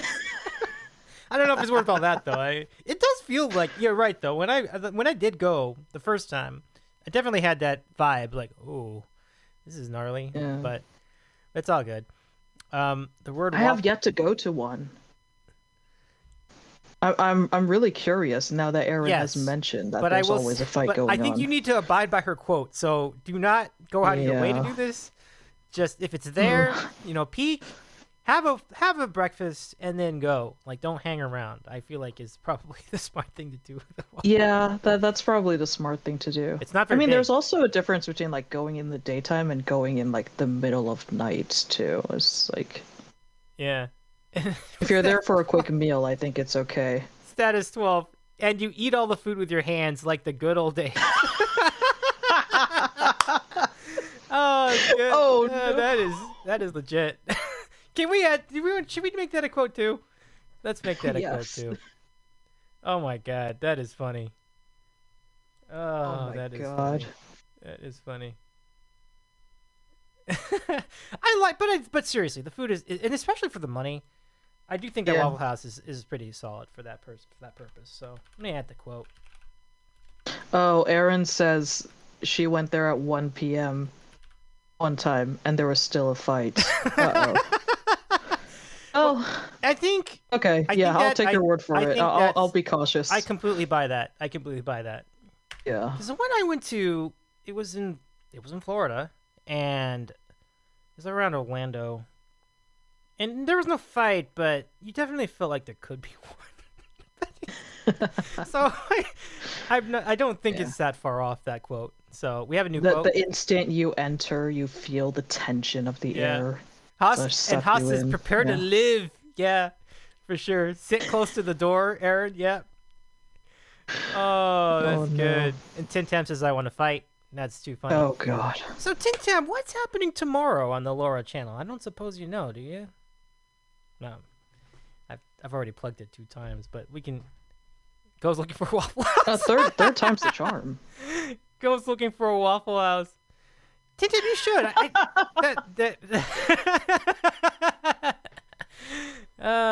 So good. And I'll do the shout out link in a second. I feel like this is the thing where, like, when people are trying to fight each other, they're like, meet me behind the something at like for a fight at midnight. I feel like Waffle House is now that dedicated spot. Waffle House, high noon, be there. It's like you're gonna settle a dispute at Waffle House. Yeah, settle a dispute at Waffle House. It says, it's going to be a stream, a little bit of music and a lot of charm, and some GOT, baby. Hell yeah. Where she enacts 22 characters tomorrow night. It should be fun. So, exactly. Aaron, you want to go? Waffle House right now. Let's go. Oh, no. Oh, gosh. Oh, man. Got what? Got milk. Oh god, Aaron. So good. That's funny. Oh man. Got what? Game of Thrones, of course, and Tin Tam, I'm sure. Who? Tin Tam is Rob Stark. According to that little quiz he took about what Game of Thrones character he is. Now, how do I know that? I have my sources, but I don't know who that is either. So, that sounds good. That sounds like a good name, but we'll see. Anyway, still, I think. Are there any more questions? We've been on the Waffle House thing so long. I forgot to check the queue. No other questions. So, no other questions. Guys, this has been a lot of fun. Like Aaron says, I know 3 Game of Thrones characters. I know like 2. I think I know. Is his name something Snow? I know Hodor, and then I know like the little guy, whose acting career blew up after that show. So, I know those 3. So I guess I know 3 too. Oh no, actually, I'm sorry. I know Arya as well, the one who's played by, the blonde lady. She's a badass too, so I know that character. Oh, Tyrion? Who's the Oh, yeah, that's Tyrion. who's Yeah, the character who's that's- like the mother of 3 dragons? I think that's the only one that I know. So Tyrion is the diminutive character, but he's a cool guy, like for sure. I remember him. Wasn't he in Horrible Bosses as well? Like he's been in a bunch of movies like since that time. So yeah, and Daenerys is that's the one. Oh, I'm there, thinking of. yeah. Yeah. I think that's what you're talking about too. So that's Yeah, I was thinking of Daenerys. Yeah. That's awesome. So again, like a lot of people that I know are familiar with this program, so I feel like it'd be worthwhile to check out Laura's stream tomorrow, just to see how one can enact all the characters. I think she'll kill it though, for sure. It sounds like it's gonna be a really fun time. Yeah, I mean, if we were doing the show tomorrow, I'd probably just it's already 8:15. Like, yeah, we could probably just raid over there immediately. But but instead I'll just come over there on my own. So it should be fun. Hope you guys will be there too. And I think we're gonna close it up tonight. The queue's empty, so I'm gonna close it. So let me see. Let me practice this. But no, Tintam, your stream is over, so I can't raid you anymore. I was gonna raid you, but I'm pumped that you're here. That's super cool. Thank you very much, Haas. Thank you everybody. Aaron, Bean Dealer, Status 12, Fitness Gal. I'm missing someone. Tintam. I know there's someone else. Anybody else that I missed? Maybe. Status, Haas, Bean Dealer. Yeah. Fitness Gal, Aaron, anybody who was Tintam. lurking. Oh, thank you, Haas. I appreciate you. I loved having you here too. You really brought some fun to the program as well. Come back anytime, and we will be here. We'll be here every week from 8 o'clock Eastern to at least 10 o'clock Eastern Tuesday nights, and then anything else we do beyond that, because I might be doing some other stuff. I might be doing gaming stuff on like Fridays. I might be doing other stuff on other days, but the core show Sounds here. real fun. Yeah. And so we look forward to it. And our Discord again, it's in the channel. If you're watching the channel on Twitch, it's just right underneath this video feed. There's a link to our Discord, and join our sandwich kitchen. We love your ideas, and we're looking forward to announcing more things there, including the next show and so on else. Oh, thank you so much. Thank you so much, Aaron Fitness Gal. I appreciate it. Really nice of you to say that. I really enjoyed it, and Jade, thank you as well. You did a tremendous job tonight. Any final thoughts before we go? Thank you. Final thoughts. I just thank you so much for letting me hang out. Like, you guys are awesome. Ever since I started actually trying to be part of the Twitch community, you guys have been nothing but kind and hilarious, and just, you guys are so cool. Thank you so much for letting me hang out with you guys. And Davy, thank you so much for streaming and asking me to join you tonight as well. I love it. Thank you so much. Well, I'll tell you what. Let's just get in another connector. I'm going to raid a friend of ours who we call sign Flip. And I wonder what will happen when he sees me streaming raiding a right channel. now? Yeah, he's streaming. So we're going to go over there. And oh, look at all the love for you, Jade. Much deserved. Aww, you guys are so sweet. Super cool. So all right, guys. So let me give you the raid call. Hold on, according to my interface, he is. I don't know if he's supposed to. If this is normal night, but we're going. Hell yeah. Yeah, I don't know what his schedule is, because sometimes I see him like at midnight, and then sometimes I see him in the morning, and Raid call. Give me a raid It's always call. a fun time on his stream, though. Maybe it's this. Oh, there's a raid call. There we go. So copy the raid call, perfect. everybody. Just that's it right there. And we're going to come on down to this. We're going to come on down. And, oh, that's cool. So I'll just do this. So copy that. And then we love Jade, the official Rintam Spotlight Runner. Nice. Always happy to That is shine the spotlight on you guys. the official Spotlight Operator. That's true. I'm looking forward to seeing them dance live someday. Maybe, hopefully. We'll see. Maybe. Yeah, And then I'll be able to control the spotlight live as well. Oh my gosh, I gotta get video of that. We'll stream that on here too. No, I'm just kidding. Nah, I won't do that. But guys, thanks again. Have a great night, everyone. We're gonna set your coordinates. We're going to call sign Flip. Start the raid. Let's do it. Let's do it, everybody. Oh yeah. All right. I'll see you later, guys. Here we go. 2, 1. Good night, everybody.